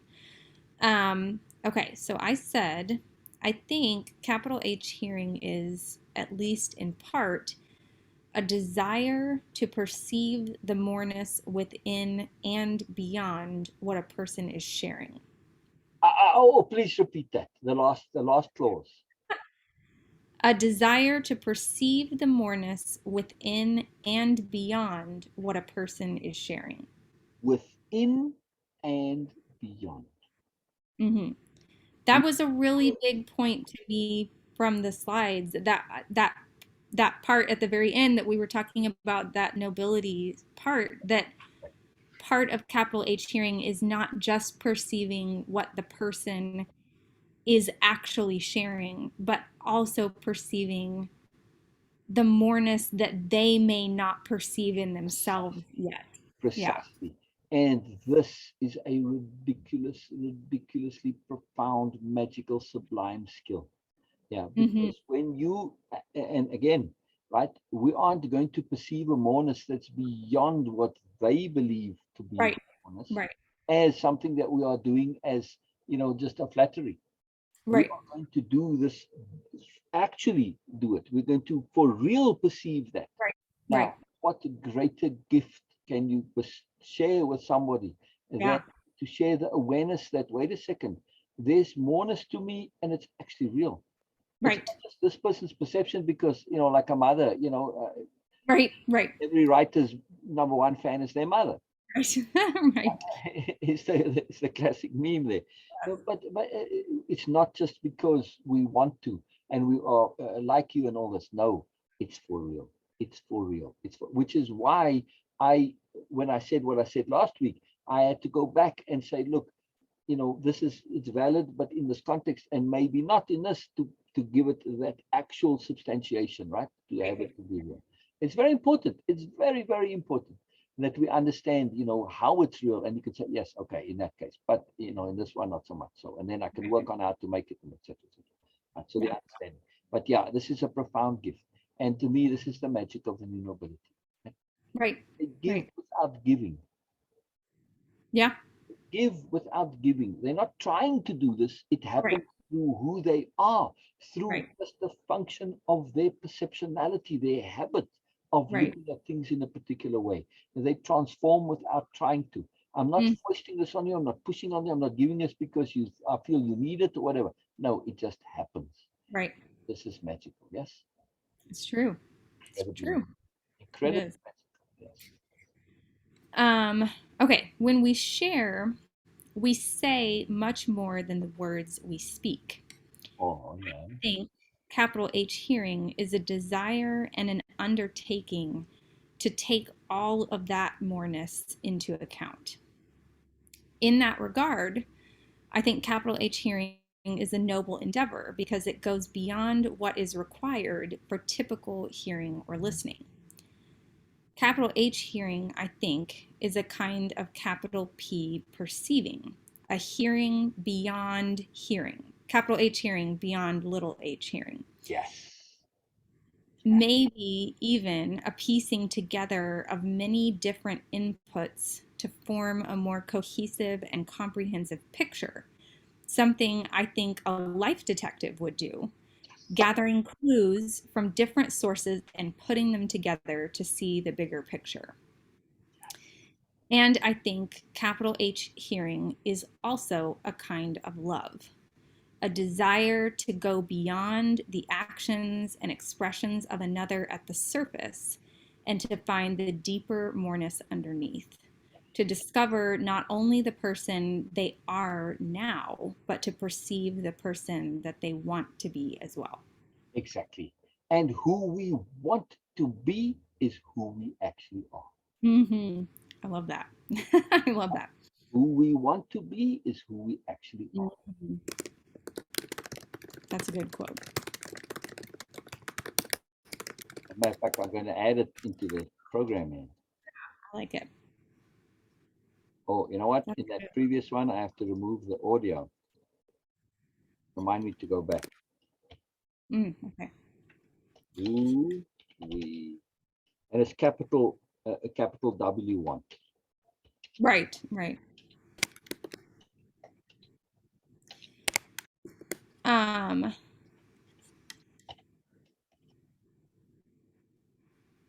My O is particularly sticky. Troublemaker. Yeah. No. okay. Yeah. Okay, go ahead. Go ahead. Go ahead. And then I said, as for the application of this, which was the second part of the question, I think the application of capital H hearing starts with earnestness. In order to capital H hear, I think we begin with an earnest seeking to understand, not a listening to respond, not a hearing to judge, a true, impeccable, appropriate desire to understand. Sorry. Say that again for me, please. I was a bit Okay. so say again. So I said, as for the application of capital H hearing, which was the second part of the question, how do you envision its application? Oh, right. I think it starts with earnestness. In Yes. order to capital H here, I think we begin with an earnest seeking to understand. Yes. Yes. Not a listening to respond, not a hearing to judge, a true, impeccable, appropriate desire to understand. Yes. And an earnest application of the desire to understand. That's slightly different, right? So I would add in Right. that word application there, yes? Yeah. An earnest application of the desire to, I mean, it's implied in what you're saying, but I think it just adds that extra layer. Right. Okay. And to me, one of the great magics of sharing is that if we are hearing appropriately, we are given through another's sharing an opportunity to truly see and experience the world through their perspectives. How incredible is that? Normally, Yes. it's incredible. Normally, we are limited to experiencing this life through our own lens, but with sharing, we get a glimpse into something more. But I think we can only do this if we are truly seeking to understand. Precisely. When we actually hear. Right. Right. Bringing our own beliefs, biases, prejudices, etc., doesn't allow us to truly delve into the experience in a way that lets us, capital U, understand their perspectives. And I think, as the session stresses, a very important part of this process is maintaining a connection to our own surface through power pause. Experiencing the world. Oh, what a huge thing. Oh, I'm enjoying, the layeredness here, right? yes. Or bringing things from before into this. Yeah. Oh, love this. When we read tomorrow, or if we can, you're Yeah. going to this doing Okay. the same thing. I love it. I love it. It gives me great joy, layeredness. Oh, I love it. I'm glad. Experiencing the world through the eyes of another can be an incredibly powerful thing for everyone involved, But without power pause, without maintaining connection to the surface, we can risk becoming pulled into the perspectives of another without discernment. Exactly. Risk of taking their perspectives and emotions on as our own inappropriately through our new understandings. Exactly. Power pause allows us to stop and evaluate everything we're perceiving and understanding along the way so that we can maintain a balance of appropriate empathy and appropriate independence of being. And compassion, yes. Right. I think maintaining this connection to the surface allows us to safely explore all the complexities and nuances of a person's sharing. Their words, certainly, but also their mood, tone, attitude, emotions, implications, the things they aren't saying, etc. The connection to the surface allows us to comfortably and appropriately explore those depths. Something else that jumps out to me from this session is a realization that capital U understanding someone, capital H hearing them, while also maintaining your own connection to the surface is truly capital H helpful to the other person. If you were to completely immerse in their understandings, perspectives, and beliefs, you wouldn't be able to offer them anything other than commiseration. Exactly. It is the unique balance of understanding and independence of being which exists within hearing that allows you to understand their perspectives while also offering them alternative options and choices. Yes. While an Can I unbridled, pause you right there? Right? yeah, If only by implication. right, right, I don't actually, because again, I'm thinking of all that I've got in my brain is, oh my goodness, you need to share this as a post in the group. Right. So I'm just thinking, but for somebody listening from the outside, if you don't add that in there to say, even if only by implication, the typical coach or reader or somebody is going to say, I need to have some advice to give them. right, No, right, simply by implication that there is an alternative perspective that alone provides massive value. Because when you're in your bubble, running around like the hamster in that bubble, you don't even consider there's any possibility of any other perspectives. But when you truly hear and you hear somebody and maintain connection to the surface, the implication that there is surface. right, This is the value of hearing on its own. Yes? right. That was, yeah, my last sentence of this answer. While an unbridled empathetic immersion into the experience of another may seem at the surface to be kind, it is not capital H helpful. Exactly. I think Exactly. that to me Exactly. is a big Exactly. point. Just offering the, it, I think I tend to perceive, or I used to perceive kindness as being, The be all and end all. yeah, just totally immersing yourself in this empathetic, oh, I have to like put myself in your shoes and take on your beliefs and whatever so that we can converse in a space where you feel understood. And to realize that that is not helpful. We might think on the surface that that's kind, Exactly. but Exactly. it's not helpful to the other person. What's really helpful is the balance of being able to understand them while Exactly. also maintaining our own Exactly. belief. Alternative perspective, in other words. Exactly. Exactly. So on that last line of yours, if there's an add-on there, because of inadvertent condoning by implication, Yeah, right? If I were to make an add-on there. Now that's why that doesn't work, right? Because it inadvertently condones by implication. I'm so immersed in my kindness that in my compassion, it inadvertently condones by implication. Yes. But when we zoom out, again, it's the same point in the other aspect. When we maintain our connection to overview perspective, to alternative perspectives, plural, by implication, we are providing a balance that counters the negativity of immersion and the, sorry, not negative, the limitations of immersion. Yes, because Right. immersion by default limits you the number of perspectives you have available, and you get stuck and you get stressed because you know it's not working, and what stresses you is because you don't see any other perspectives. So all I'm saying to you is, there is another perspective. I don't know what it is, but I know there is one. Tank, come on. I don't need to tell you what the other perspective is. I Right. simply have to get you to understand and believe and feel that they are. Now, the emotionality tends to constrict that, but our appropriate empathy, which includes sobriety, yes. Yes. So yes, I feel you and I'm kind, but I'm not going to commiserate, because commiseration legitimizes your point. Right. Right. I've got kindness, I've got empathy, but not commiseration. So instead of commiseration, I use my earnestness to bring sobriety in as the counterbalance.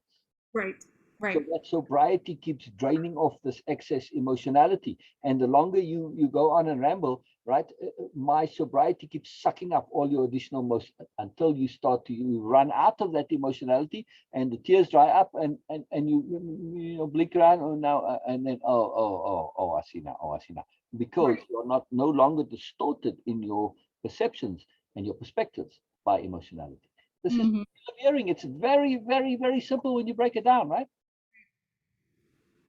Very simple. So truly, if you feel like doing it, if you take that takeaway and just make a post and say, look, in the session yesterday on hearing and helping, module one, whatever it is, this is what my takeaway was. Boom, just like that. I don't have to know the context. I would just say, when you say surface, to put in brackets overview perspective behind that, Yeah. Yeah. because you know what you mean by surface, but it's not going to be obvious. So this is a powerful post for the group. Powerful post for the group. I mean, it's so articulate, so layered, so immense, so deep, and so pertinent. Now, it's just as basically just you're doing it as a gift to me, really. I like it.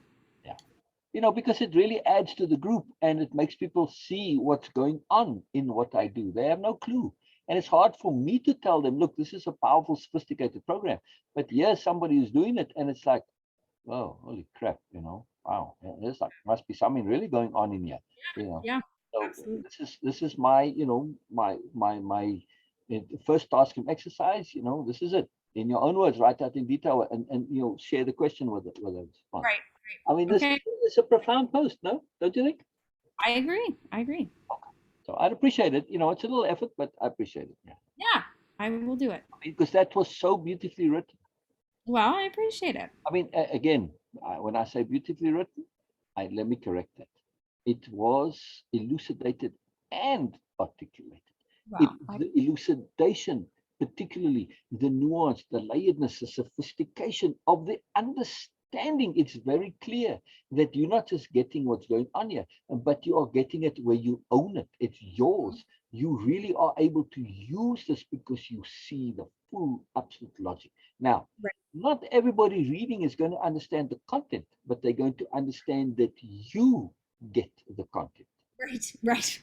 And Yeah. that is more important in the context of the group and as a little kind of an ad for me. So I'm Right. saying, this is, I'm asking it as a favor to me personally to just show a little bit of what's going on here. And also that it's not my content that is the issue. It is you coming to a point of being able to own it and be sophisticated in its usage yourself, are independent of me. And your post demonstrates this. Yes.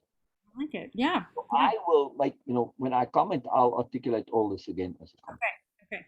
I love it. I love it. Again, it's too magical. And again, really appreciate yourself for this, because I this isn't a regurgitation of content, which I'm right. interested in, right?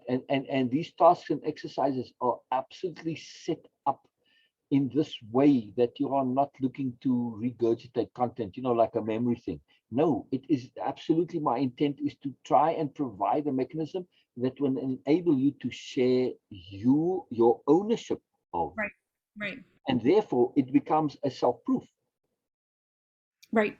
When you share your ownership and you hear yourself, it's a self-proof, yes? Yeah. Yeah. Absolutely. So that's the other reason for posting. It is when you post it, because, like I said, I'm asking, but should you feel it is post worthy, you are making something public. Your integrity leverages that public making. Whether or not anyone reads it or not is irrelevant. But should they read it, right? They could read it. Therefore, you have to be able to stand behind it. Right? Mhm. So now the importance of this as something that you subscribe to Right. is Right. leveraged internally, correct? Absolutely. So we are inadvertently, through clicking that post that to make it public, you are now emphasizing, yes. Absolutely. So Yeah. there's a, there's always multiple layers to everything I do. Sometimes I only see them a little bit after the fact, but they're always there. It fascinates me. It truly, Mhm. truly fascinates me. You have this too. That you will start paying attention. Don't assume that your initial few ideas are the only, and don't Right. assume because you didn't see it initially, it Right. wasn't. That's very Right. that I realized this one time. I said something to my brother, and he was very amused. And but I said it a few seconds later, and he thought that I'm trying to sort of after the fact claim credit for it. But then I realized I initially thought so too, and then I realized no, it actually was there. It was just a little slower to surface. Mhm. Right. Right. So we have so much more to us. We do a zillion things all in one moment. Right. Right. Maybe one day we'll realize we run the whole universe all in one instant. Yes. All right. All right. Is there more on that? No, that was the end of my answer to that question. Oh, you So gotta go. You gotta go. I do. I've got to go to the grocery store and get that Okay. You done. know where we at? I'm so keen to hear the rest of this. But I'd rather you come tomorrow. So yeah, Yes. Yeah. Okay. I'm very excited. Very excited. Oh, so much magic, Erica. Oh man, man, man, man. I agree. I agree. There's so much in this course. It's Yes. amazing. So for me, why I'm keen for you to do this is because I feel here is where your beauty gets a chance to shine and express and be claimed and owned. Yeah, I I'm agree. using a very particular word, lots of other things as well, but particularly your beauty. I like it. Does it make sense? It does. It Yes, does. yes, yes, yes, yes. It's going to shift it to be where you are not having value because of intellectualness or goodness, but because of your exquisite ability to do things which are beautiful. And this is a joy for you, right? Right. We get value out of being good because it's valuable. But when we can do it because it's beautiful and through beauty, we enjoy the process. Right. Right. We get to enjoy ourselves. And Yes. so the ability to share and articulate and express things beautifully and our beauty is how Mhm. we get to self-love. Right. Right. Very big point. Very big point. I suspect I'm going to be hearing about that next time. I like it. I love it. I love it. All right, Erica. Yeah, you go and shopping, and hopefully I'll see you tomorrow. Yes. Okay. We have a range of times, anytime, essentially. So I have my guitar lesson at 4, and I have done no practicing, so I'm gonna have to set aside some time before that to do some Okay, okay, practicing. okay. All right. So I'm thinking probably in the morning. Yeah. Um, I would say make sure I don't have The anything. whole day is free whenever you choose to come, and we can do this for a half an hour, 15 minutes. I mean, at least maybe read the first little section, which I don't think is too long. But again, we can just do it and read like the first part, and then okay, leave. If there's more Right. time, you can go more. You can completely determine the time. But again, it truly can be probably 15 minutes, I think. Yeah. So Right. Right. Um, yeah, I would say morning to like lunchtime, perfect, somewhere around perfect. there. I'll be on all day, so it don't matter. It don't matter. Okay, well, I will jump on and let you know. Okay. Fantastic, fantastic. I am most eager and excited. Me too. I love it. I love it. All right. Thank you so much, Okay. Sil. I Oh, will. pleasure, pleasure, pleasure, pleasure. All right. See you tomorrow. Bye bye, bye bye, bye bye. Bye bye, bye bye, bye bye. See. Oh, okay. So the first little section is 1,265 words long. So yeah, I don't know how long that takes to read, but we do 300 words a minute, really? So it's 4 minutes? Oh, wow. Okay.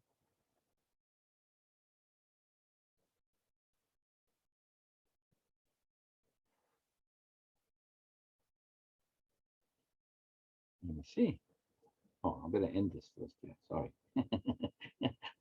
I am my own bubble here, and I haven't ended the video, so it's all recording stuff. I was going to investigate, just so you know what I'm doing, to see how many the average word per minute speaking speed is when we read out loud. I'm curious.